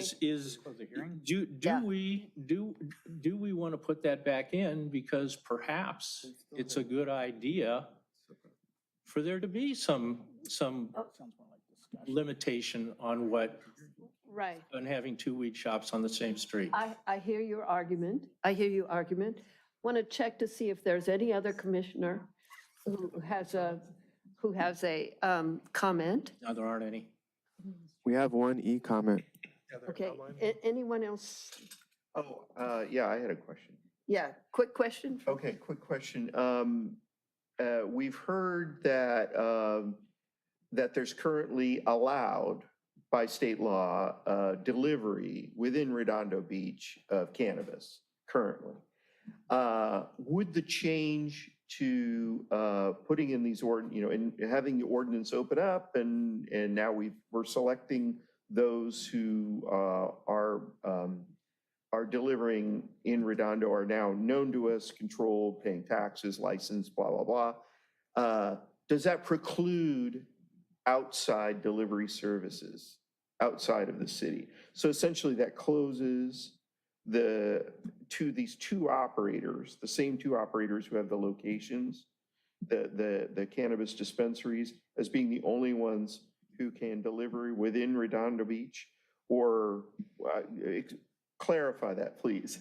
Sure. So right now, what we needed to do as part of these updates is make that clarification. So the two brick and mortar operators are permitted to also do delivery within the city, but we've also put in there that retail delivery only operators are also permitted to deliver within the city. If they deliver within the city, they must have a permit to deliver within the city.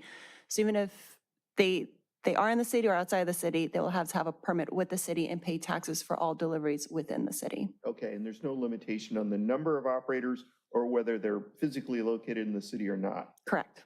But to deliver in the city, they have to be licensed? Correct. Okay.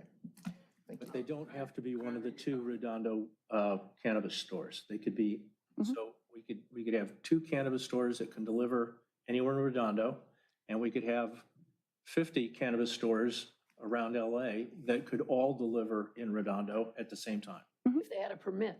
If they have a They permit. would have to be permitted first. And pay taxes. Okay, And pay taxes. right. And be registered with the state. So, and the state does not provide any vehicle by which that could be limited, those outside sellers could be limited?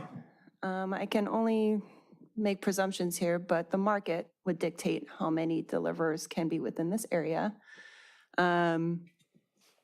But in Well, how terms many of will the survive? state's limitation, correct. But Survive. in terms of the state's limitations, I don't know of any, and currently the ordinances that we have would not have a limit to the number of permits we would issue for delivery only within the city. So the city has no text in anything that limits the number of outside companies that could distribute in Redondo. Correct. So it could be 10 or it could be 1,000. No. Not at I this have a point. question for So I Jim. think if- it's Oh, you have a closed. question Yeah, I for have a Jim? question. Jim, you can come up. I have a question for you. Does that, I'm going to ask you a question. Okay. Does that, having the two shops on Artesia, if what we're talking about, would you see that as a problem? Because I know you're in that district. Would I see that as a problem?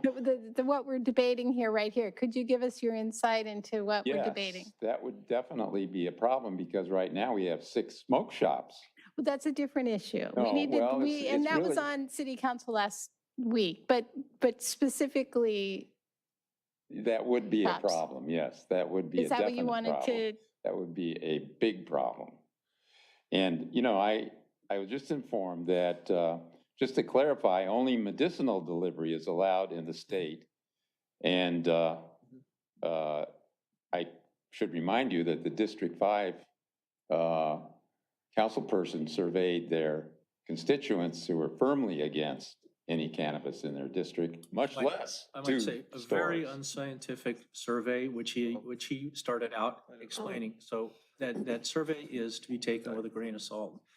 But I it's think the only survey that exists right now is an up or down cannabis. It's the only one that Doug. exists. only one you know of. Doug, Yeah. we're going to limit conversation. Thank you. All right. I just think that we just got an earful. Well, yeah, no, we can talk about Okay. whatever you want to talk about when we close the public I just hearing. have one more follow-up on what we're talking about. Okay, for so staff. one more follow-up. Okay. The, are the outside delivery services, do they have the same permitting thresholds as are discussed in the document for the dispensaries? And that is, you know, you can't have violated the law over the last period of time and, you know, complaints, you know, all of the high bar we've set for the physical dispensaries. Is that applicable to these licensed out or permitted outside delivery services that we're permitting?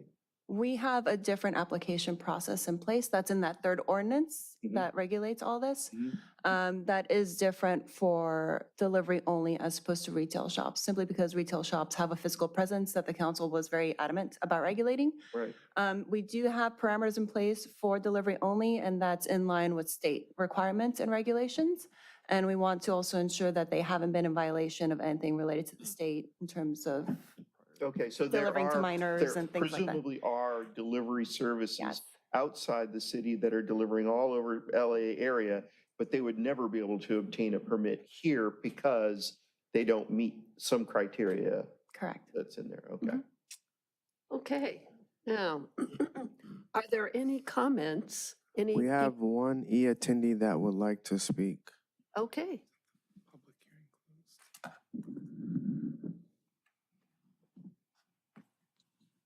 Good evening. Can you hear me? Yes. Yes. yes. I'm sorry. Good evening. My name is Timothy Dodd. I'm the CEO and co-founder of Sweet Flower. We're actually a cannabis operator based in Los Angeles with multiple stores throughout the city and quite a few up north as well. I actually wanted to kind of just clarify a couple of comments that were made. I understand Mr. Severko, feels passionately about the industry, but it's the way he paints the industry is not a way that I would recognize it. While we are definitely experiencing some setbacks, I would say that our businesses remain strong. I'm actually up in Chico, a small town way north of you tonight, with our store. That store in 2 years has contributed over $1 million in revenue to the city of Chico without incident or complaint.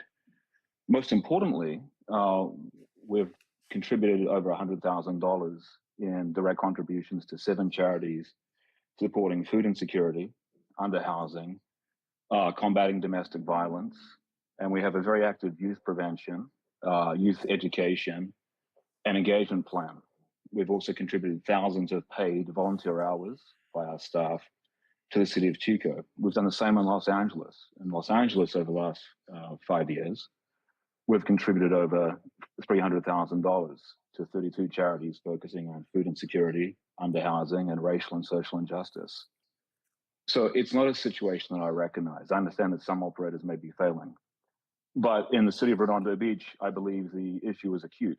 You have, as Mr. Mueller said, 6 smoke shops on Artesia alone. And Artesia, those smoke shops, because I visited each and every one of them, are selling hemp, which is another form of cannabis. They are not taking sales tax. They are not checking ID. They have no security. They are open way past the hours that a legal cannabis store can open, which is 6 a.m. to 10 p.m. And by the way, these are things that the city of Redondo Beach can control. You can control the look and feel of a cannabis business. You can control our operating hours. You can control our security. You can control how we show up in your city.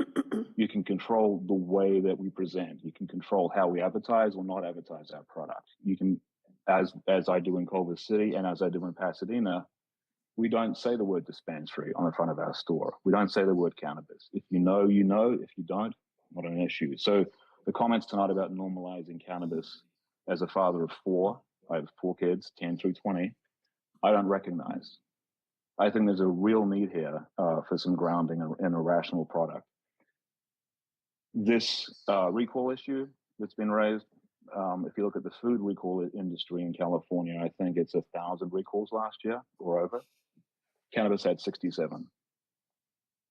Not perfect, but I think in context, this is a young industry striving to do better, as a lot of industries that are more mature than us in California. My last point is this: you have cannabis in Redondo Beach. This is not a question of if, it's a question of how. And I would urge you to consider this from the point of view of a rational business, which cannabis is. How means taxed, regulated, tested, and controlled. Thank you so much for your time tonight. I appreciate the great lengths you're going to get this right. And I'm happy to answer any questions you may have, but thank you. Thank you. Thank you very much. Wayne? Do you mind if I close the public hearing? Is that a question or? I had a Okay. question to staff. Oh, for him? No, for staff, actually. Okay. Do you mind if I close the public hearing? If I could still ask them a question, that's fine. Okay. I don't know, Yes. is there a rush? I'd You like might to wanna close talk. the public hearing, sort of move this on. Would you like to speak now? Okay. You don't have, Yes, yes, yes, yes. I'm honorable. No, come up and, do you swear to tell the truth? I do. The whole truth and nothing but the truth? I only do. Okay. Thank you. Again, my name is Sandy Anlou. I live on Matthews, which is parallel to Artesia. I agree with the gentleman on the internet. It's coming. We can control only what we can control. What's delivered, we don't know, but we do know that there's going to be stores.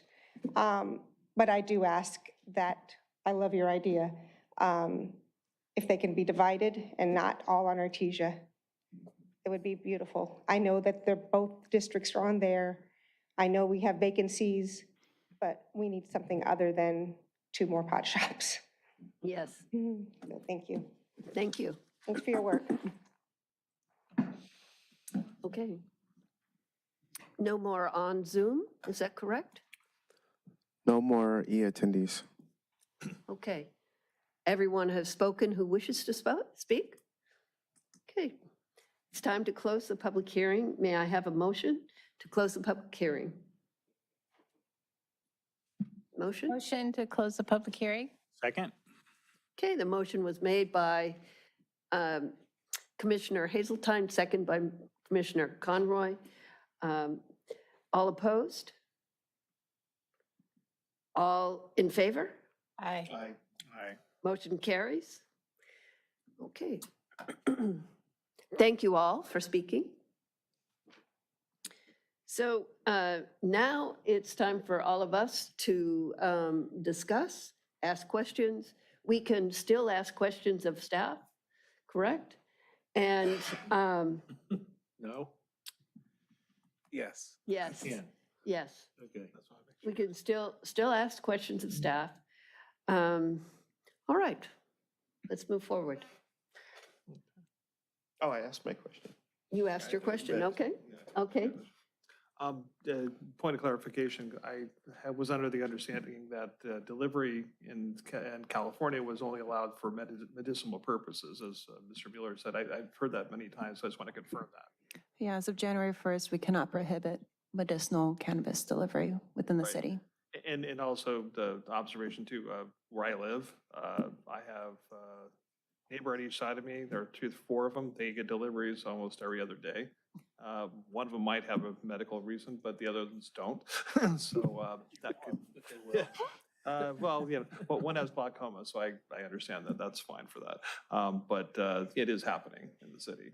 And like I said, I look out my window when I work, I see the delivery guys, and I heard one of them because the guy was arguing with the delivery, the recipient, because about the fee of it or something, and they were arguing about it in the front yard. Yeah, so, yeah, something of that nature, but they usually pay online anyway for most of those things. They don't give them cash.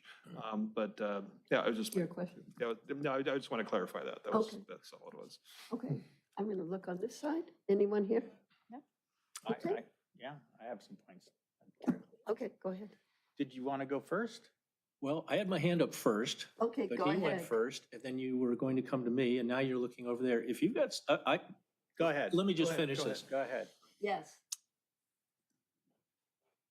My seatmate here, over here, basically was asking the same question that I wanted to ask, but didn't really get an answer. Is it that these outside shops can deliver to Redondo only if it's medical?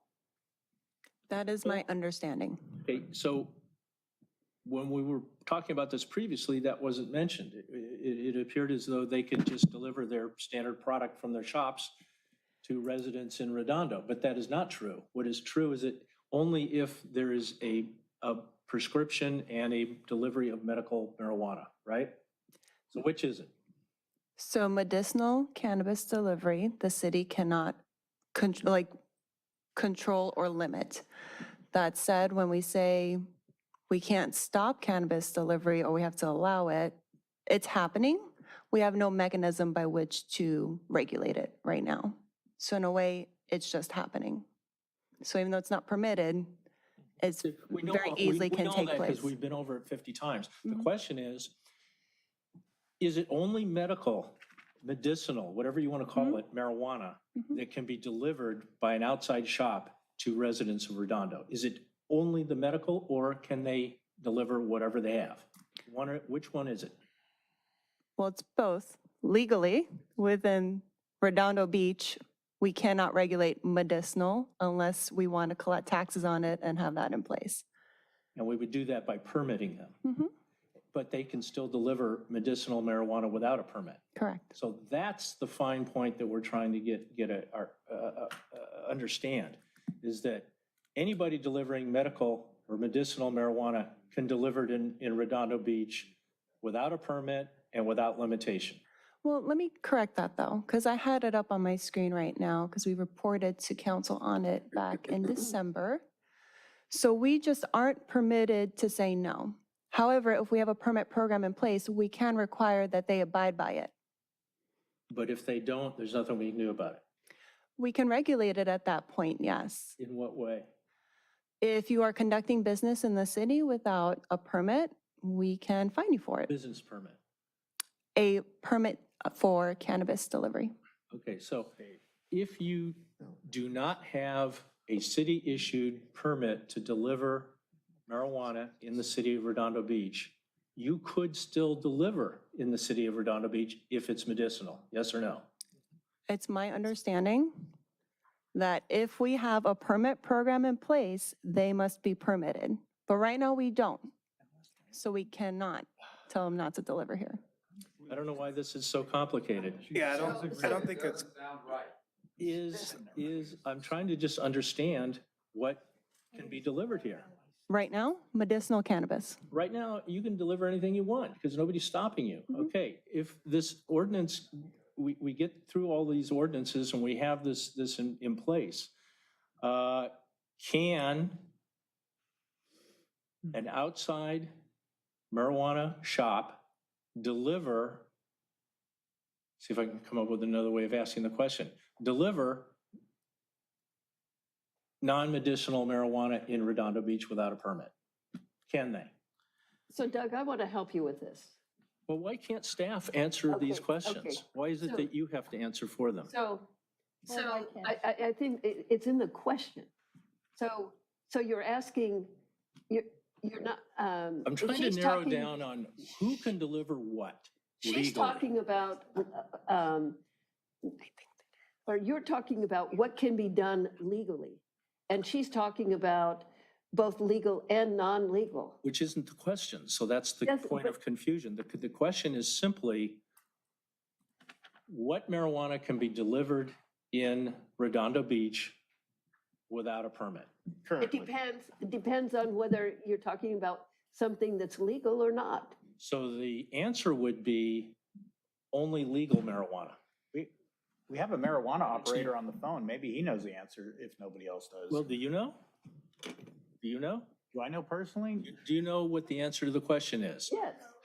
What exactly can be delivered? Right now?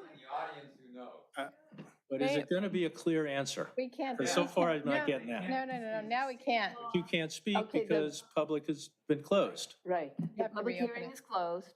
So Sorry. Doug, this, Commissioner Boswell. Oh, Google it's knows. Getting I serious. can tell you what Google says. Okay, say it.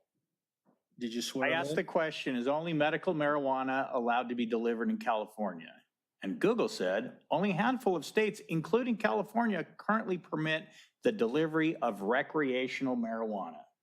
Oh.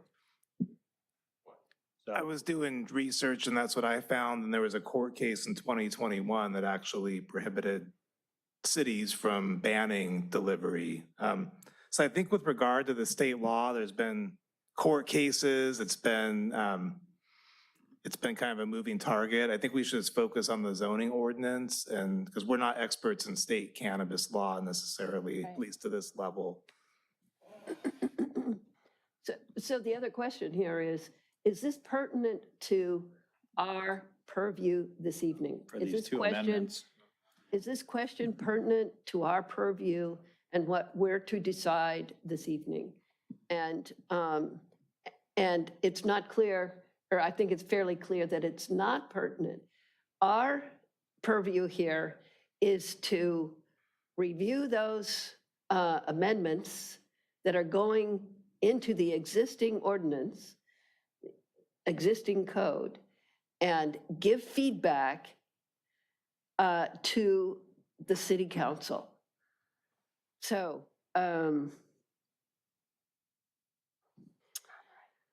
are there any more questions?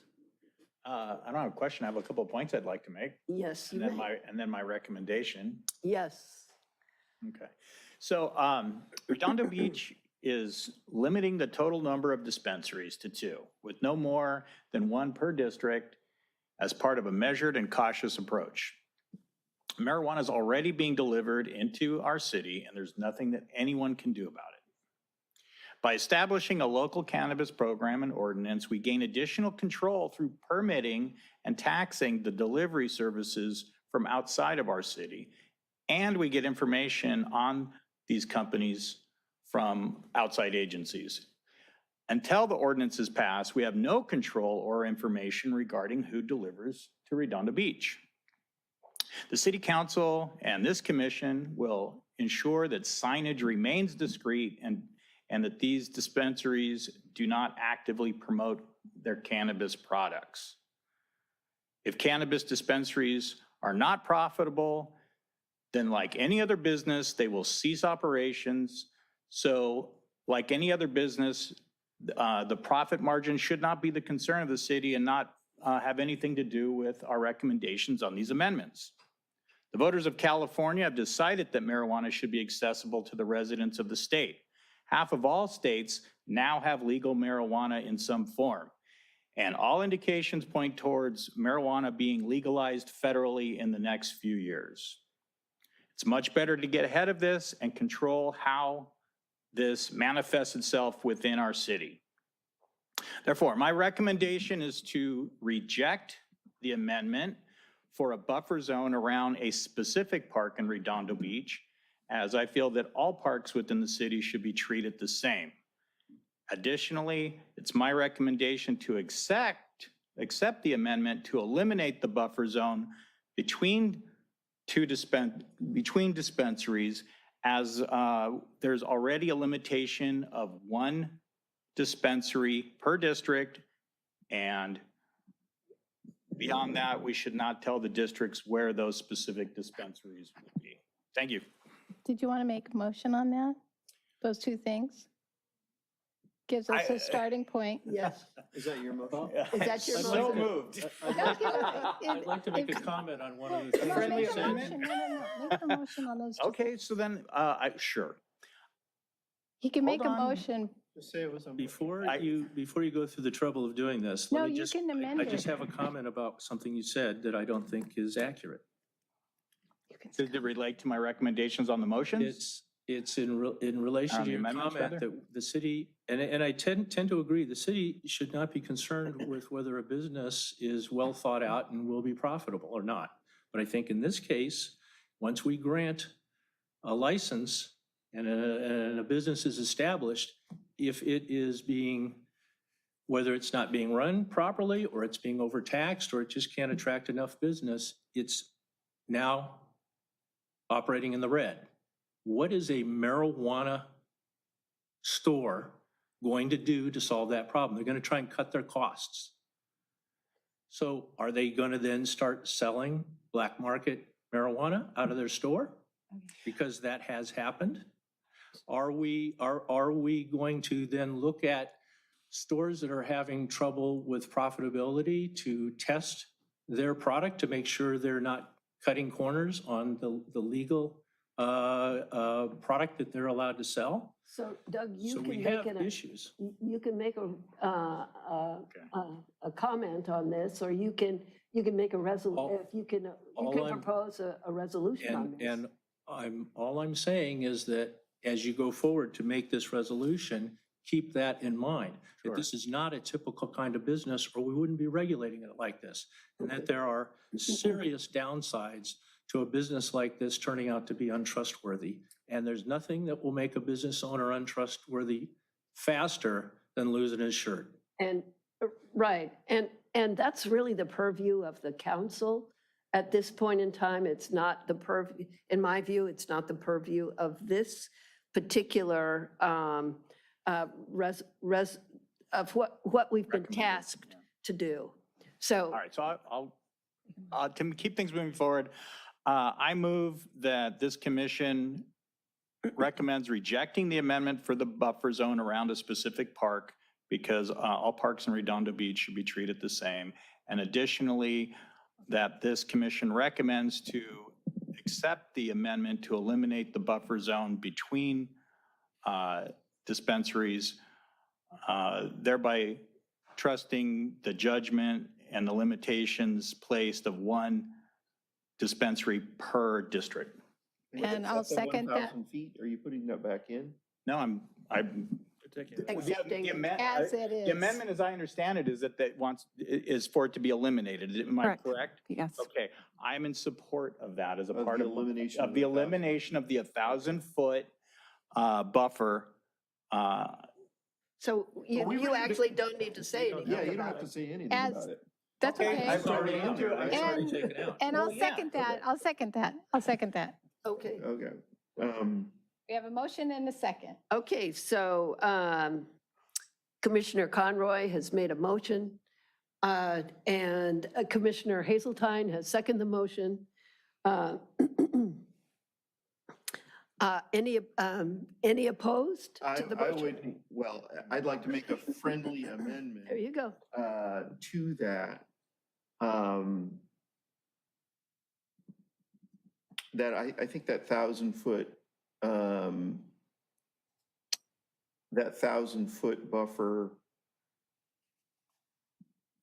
is a good thing, because I think that Artesia Boulevard could end up with two shops on it. Across the street from each other. Somehow, it just, I can really see that. And God, we're working so hard to really,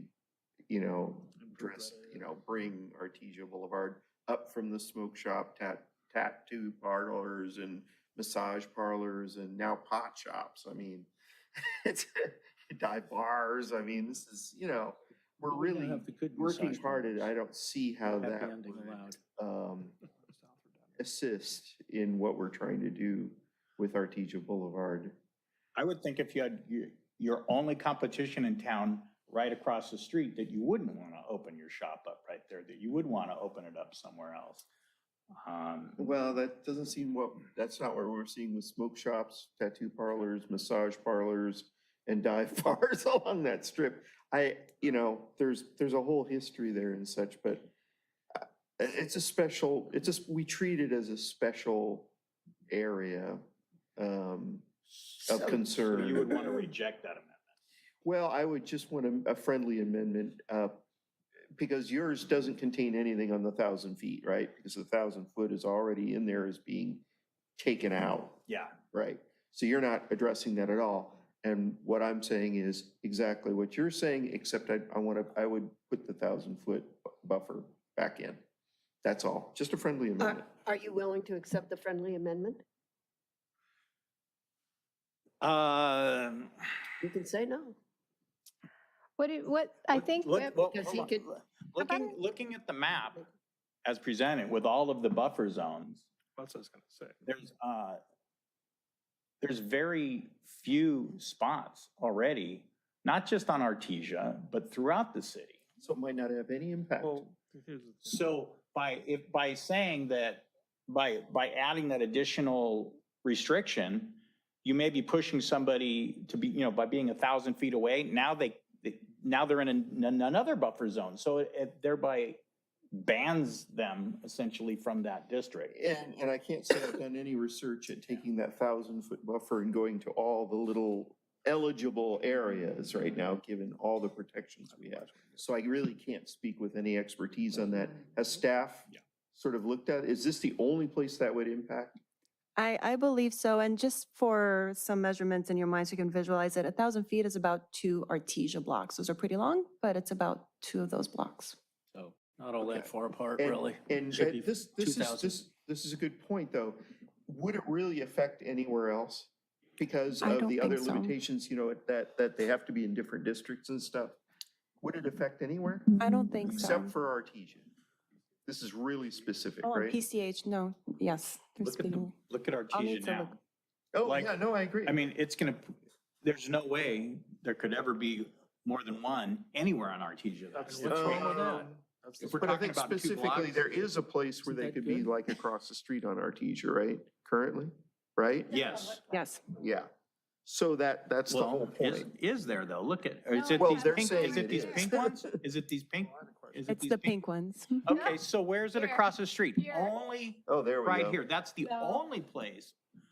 Right, could be that across the would street. impact, And right, what that's if what I'm it- saying, it's a what if it very turns kind of out that's where surgical they thing. go? Okay. And that's why it really isn't gonna have a big impact, except for right there. so could you say, Just put it back in. no, we recommend, our recommendation is that the council specify that 2 cannabis shops cannot be on Artesia, or is that illegal? Is that illegal to say that? I don't know. Can you bring the map up? Sure. And Commissioner Craig has a question for you. Yeah, regarding, I'm glad you brought the map up because that's the question I was going to ask. The reason I asked the question in the first place was, is this going to preclude having 2 on Artesia Boulevard? And when I asked that, you said no, that you could have 2 of them on there. With these buffer maps, it doesn't look like you can't have more than 1. And I remember a discussion at the city council when they were talking about this specifically, where they said the exclusion zones would only allow 1 on Artesia Boulevard. So I just want to make sure we're clear, because Commissioner Conroy brought up the question. That's why I asked in the first place. Is it only 1? Because I remember this being discussed at council when they pointed, they would only have 1 on Artesia. So Even with the language we have here tonight. If the commission makes that recommendation, we can review it with the city attorney's office and be able to provide the council with an analysis on that. I would lean towards saying that we could limit the number on Artesia, going back to my earlier comments about zoning and balanced mixed of uses and other general plan policy statements about and the specific plan for Artesia. So I think there would be some justification to limiting the number of that type of business to one on Artesia. Well, like I said, at the meeting, I was, my understanding, that's why I asked that. And that's, I guess we started this dialogue going here because we had heard different things, but I was told that what we have in place here now and what the council hashed out and what we're looking at tonight would only allow one on Artesia Boulevard. So I just want to get confirmation on that. Why? Where does it say that? Well, I in the discussion they had at the council, when they did the zones, that there was, I remember an extensive conversation at one point where they said what they come up with would only allow one on Artesia. But that isn't what the document. Well, that's why I want to make sure, because I'm hearing, I had a meeting and this, I just want to make sure we're clear on that. Because if it's already been done, then we're talking about something that's It moved. appears the amendment was presented because just looking at the buffer zones now, there's only one intersection where it straddles two different districts where it could possibly be, right? Yeah, Right, near and we're Matthews, just, yeah. the 1,000-foot buffer accomplishes the goal of not having that happen. That's what I'm wanting to make. That's what I want to clarify. So I would just say, the reason for the 1,000-foot buffer would be to not have two on Artesia Boulevard. I think that's the. We don't have to specify. Artesia and Oh, Inglewood. hold on. Artesia and Inglewood's the only place Okay. where it could even It happen. is my understanding that the residents are interested in only, at maximum, only one on Artesia. So why not specify that? Because we don't have to, and it doesn't buy us anything. Well, Because it's accomplishing it. it seems to me that it accomplishes quite a bit. It actually. does, but we don't have to state that. It's much more restrictive to say only one on Artesia Boulevard. I'm open to your friendly amendment. because Here we go, that's It would it. still allow us Okay. to have potentially one here and one here, two different districts, right? And more than 1,000 feet apart, so that's fine. So I will amend my motion to say that I both, Just the That- 1,000-foot, that's all you have to say. Let him say. really, well, the way I would say it is that, that the recommendation of the commission is to not accept either of the amendments. Right, because the amendment is That's to right. eliminate the 1,000-foot buffer. That's Right. And we right. want to keep it in place. Yes, you're right. So we're keeping, right? So Right. we reject, or excuse me, we recommend that the council reject both amendments. The 1,000-foot and the 150-foot buffer around a single park. a single Okay, there you park. Now, did you want to make an additional recommendation that all parks have a 150-foot It doesn't, buffer? I haven't heard, Saying I haven't heard from council or people, nobody is saying that there should be an additional buffer around their park. It's just this one specific part. So shouldn't we just give it to the people of District 5? They apparently have made their voices heard to their city councilman. It's a commercial district within a neighborhood. It's not on a major street like Inglewood or Artesia. And it's at a park where there's basketball courts, handball courts. You have the green belt running through there, so there's a lot of dog walkers and joggers and bikers. It's a small little place that wouldn't even be a good spot for a clinic or You're making the dispensary. argument. So why not just give it to them? I don't think it affects where anyone is going to want to put a shop. And yet these Because people, things and are yet supposed to make sense. that could change because somebody might want to put one You in can there. propose a different motion, or you can That's make a different friendly motion. amendment. Well, it's a friendly amendment completely turning around my motion. But I no think one- you would need to No one's, present it. no one has asked separate for motion. for a buffer around any other park but this one.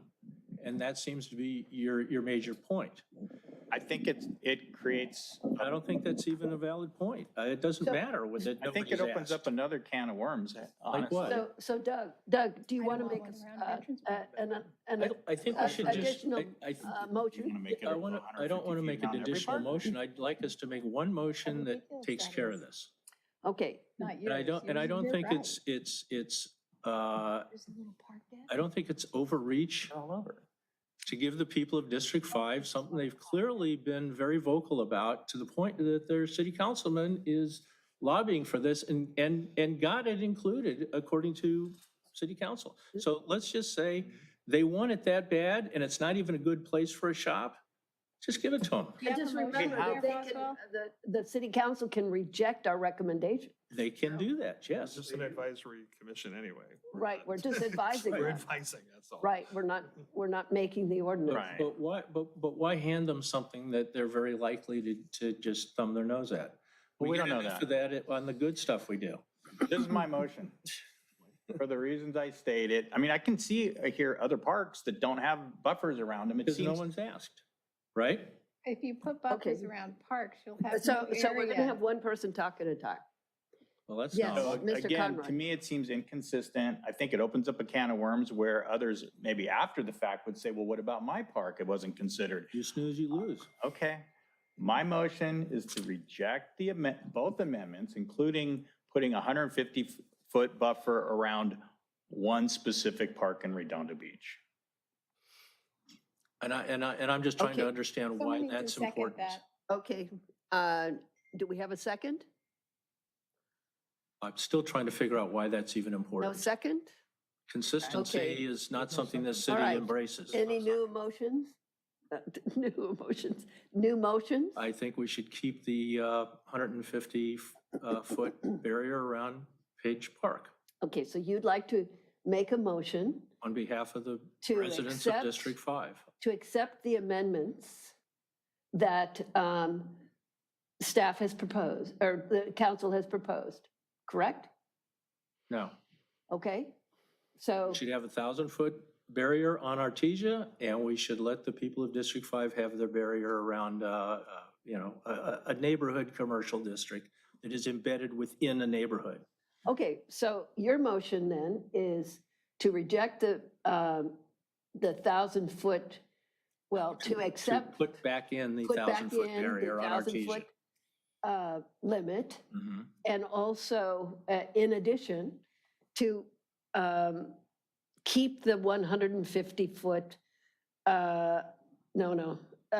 right, barrier from Dale Beach Park, And leave that unchanged, and leave yes. that unchanged. So So it's only one? Only the one thing, which Only would the be one to thing. put back in the 1,000-foot barrier between shops. Frankly, it should be a mile. Okay. Do we have, okay, so we have a motion. Do we have a second? Well, his motion to accept the language changes, but for Right. the 1,000-foot barrier, that's it. That's it. Yes, That's it. that's it. Do we have a second? Did you second it? No.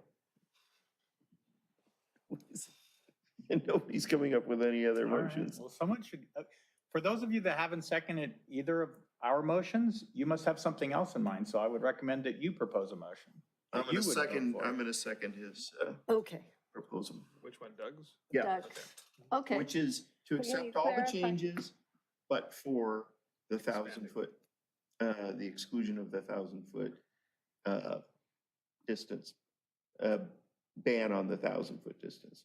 Undo the Or, strikeout. no, to accept the 1,000-foot distance. Because they took it out, so we're Yeah, putting it back to in. reinstate- Otherwise, we're reinstate accepting the all the other 1,000-foot language barrier. as is. okay. That is the, To reinstate the Rejecting the 1,000-foot. amendment to remove the 1,000-foot buffer, is what you're saying. There's That two would amendments, work. right? One is to add a buffer, one is to remove a buffer. well, the language currently has the buffer. Right.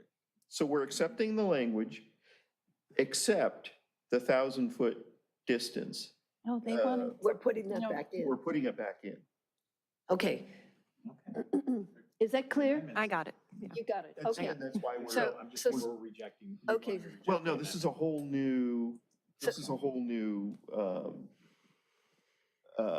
Okay, so we have, motion. Oh, no, I know. I get it. Oh, so we have a motion, we have a second. Now we need a roll call vote. Commissioner Light, Commissioner Boswell, It's your motion. It's my motion is the one we're voting on, right? Yes. Get to vote on it. It's a yes. Commissioner Craig, Yes. Commissioner Gaddis, Yes. Commissioner Conroy, Yay. Commissioner Hazeltine, No. Chairperson Lamb. Yes. Okay. Does the So motion motion pass? carries. Okay. Motion carries, yes. Just spaced out a little bit.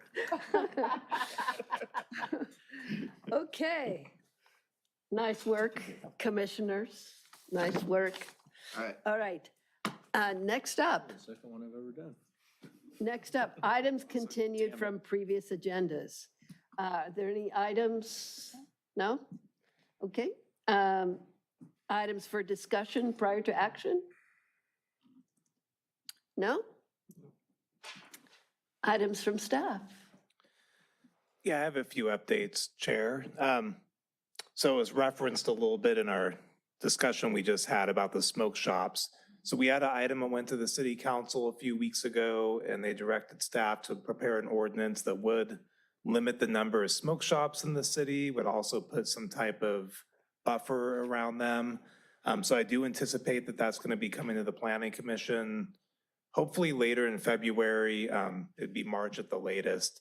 Along with that, the council also directed staff to take a look at tightening up the language for uses in the Riviera Village District, specifically office businesses on the ground floor that face the street, that face Catalina. So that will be part of this draft ordinance we bring to the commission. And I will say with this, while the council gave some general direction, it's more in the formative stages where the commission will have the ability to help mold it a little bit more before it gets to the city council. So that was at a meeting a few weeks ago. Tomorrow night, we're going to be giving a presentation on the organizational assessment of the Community Development Department and on all the action items that we're working on to implement and to address the recommendations. So I actually plan on sending that out to the commission if you're interested. The staff report's about a 4-page read. The org assessment's about 100-page, so you may just want to go to the Cliff Note staff report version. And then also the council tomorrow night is going to, as a discussion item, going to take a look at that electronic sign ordinance, the one that came to the commission a few months ago. And it's still really in the concept phases, and we're going to seek the council's direction on the program as a whole, whether they want to limit it to the waterfront area, and some of the other recommendations were made by the Planning Commission. And in the presentation, I will do my best. I'm going to go back and watch the meeting. I wasn't at that meeting to convey some of the discussion that occurred and some of the concerns that the commission raised during the meeting. That wasn't really flushed out in the staff report, but it's going to be in the presentation, and we'll see what the city council decides to do with it. And that's it for my updates. Thank you, thank you. And thank you for all the innovative ideas you've brought to the department. Well, Appreciate thank that. you. Well, it's a work in progress, and we have a ways to go, but Yeah, thank you gonna very keep much. trying. Yeah, love the website, oh, yeah. thank you. So, commission member items and for, commission member items. Do you have any questions for staff? Any questions for staff? Oh, one question. Yes. Our meeting last time was canceled. Is that agenda item going to be coming up at our next meeting? It is. We anticipate that one will be at our regular meeting in February. It's a housing project, and with all the state housing laws, staff needs some additional time to make sure that we were couching it correctly to the Planning Commission. But we do anticipate that that will be coming before you in February. Do you have, by any chance, an update on some of the projects that we have looked at in the past, such as Grub House and the Galleria? Haagen-Dazs. Oh, and Haagen-Dazs. Remember the gas station that was? Right. That was before you were here, I think. Yeah, I'm not familiar with that one, but I will say on the Grub House, the applicant for that is re-engaged with the city. They have indicated that they're going to move forward. In fact, we recorded the subdivision map prior to the end of the year, and we're gearing up to complete the final reviews for the building permit. So it's looking optimistic with that project. With the Galleria project, there's been some changes in ownership and the investors involved with the project, but it's still looking positive, and we anticipate that that will be coming to the Planning Commission potentially in March for the additional 350 units for consideration. And the applicant actually recorded a subdivision map for that prior to the end of the calendar year also. So as far as those two projects are concerned, there's still momentum, and we've heard from the applicants, and it appears they'll be coming forward soon. So hopefully by end of 2025, we'll have some building going on there on Artesia. Yes. And one more update, I left it out. The general plan, so as you know, we adopted the housing element implementation items. Phase 2 is scheduled to go back to the city council likely in May. We're going to restart the conversation. And really some of the final main items of discussion are going to be the FAR in the public institutional zone, the FAR allowance along Artesia, historic preservation policy. So there were still a few outstanding items that the council began the discussion on, but needs some additional information and more time with. So May is going to be the likely month of when that goes back to the council, hopefully with wrapping it up by the end of the summer. And that would include the Article 27 analysis and needs to be done during that time frame. Okay, all right. Any new restaurants coming up on Artesia? Not that I'm aware of. No, but I'm not always privy to all the applications that are coming in. So I can check with our planning manager, Sean Scully, and let the commission know if we've received any applications for Artesia. Yeah, we're always interested in what's going on that might not necessarily need to come before us. People are always asking about, what's going on Artesia, what are the improvements we can expect, and then all of a sudden there's a restaurant. And then all of a sudden it can't open for 2 years. Yeah, like hopefully that's... People are confused as to, they assume that the city is the problem. And I keep telling them, every time I ask, it turns out not to be the city. Yeah, and it's a combination. Sometimes, we probably take a little longer and we should. Other times it's with the architect or they're taking a lengthy time with it. With the new permitting system, we'll be able to better track how long the applications are with staff versus the architect. I'd like to see what the metrics are on that. I will say with Artesia, in terms of improvements, we have been working with the business association up there, and we're looking at a banner program for Artesia, and that's with the Waterfront and Economic Development Department. They're going to be bringing an item to the city council, and then Elizabeth's here, so I'll put her on the spot. There's also the art program that's moving forward with Artesia, and I don't know if you want to give any update on that. Yeah, so I don't know if you guys have heard, we have the Artesia effort happening along Artesia Boulevard, where we're engaging the services of an art consultant to help procure and curate art pieces along the Artesia and Aviation corridors. That'll go hand in hand with the plans and guidelines set forth by the ACAP. So what we're hoping to do is not just murals, but hopefully some statues and other interactive art pieces along Artesia Boulevard. And that'll be done between our consultant as well as community groups and stakeholders all along Artesia Boulevard, including the business owners. I have a question for you on that. Is that from the couple $1 million that Commissioner Boswell squeezed out of the Galleria project? That wasn't me. It is. It's out of my hands at that point. That was Nels. He and Councilman Marinham that had the audacity to say, well, Lawndale got $1 million for street improvements so that they would drop their appeal. We want $2 million. And we got it. That is helping fund this effort. Talk about getting some positive traction for the city. The Haagen-Dazs shop. And this was, what, 2 years ago, Well, 3 are years you ago? talking about the mobile station with Doug's the Mobile chargers? on, Yeah. Doug's Mobile on Inglewood and Artesia, southeast corner. The new owner, not Doug, he's gone, came to us with his wanting to convert, get out of maintenance, put in the food store, put in electric charging, and we bent over backwards to figure out a way to get him beyond the threshold so that many Edison chargers would is pay he for the getting? whole thing, like 8 or something 8? like that. Cool. And the other thing that he was gonna do is he's set up with Haagen-Dazs to convert the little waiting area into a Haagen-Dazs ice cream shop.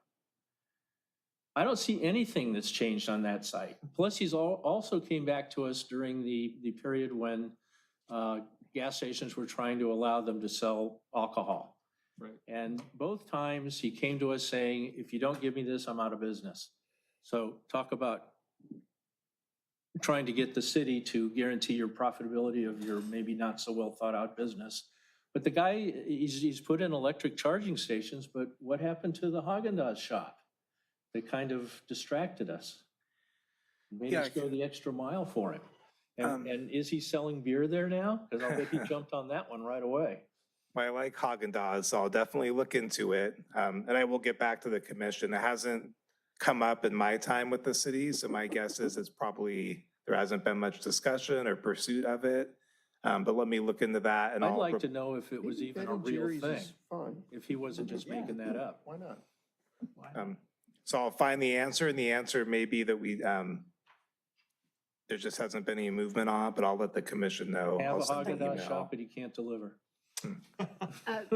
Thank you both. Thank you both for the presentation and your guidance, Director Weiner. Is there a motion to adjourn the meeting? No? Second? Wait, we have a hand up. Oh, Mr. Conroy. Mr. That's all Conroy right. has a question.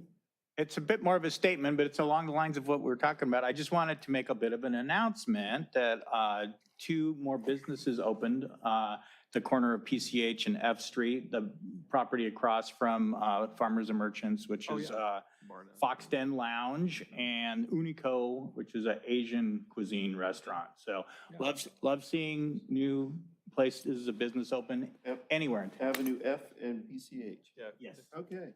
All right. All right. With that, motion to adjourn. Second. Okay, right. Aye. There, before we go, yes, so Mr. Conroy made the motion, Mr. Gaddis made the second, motion carries. All right.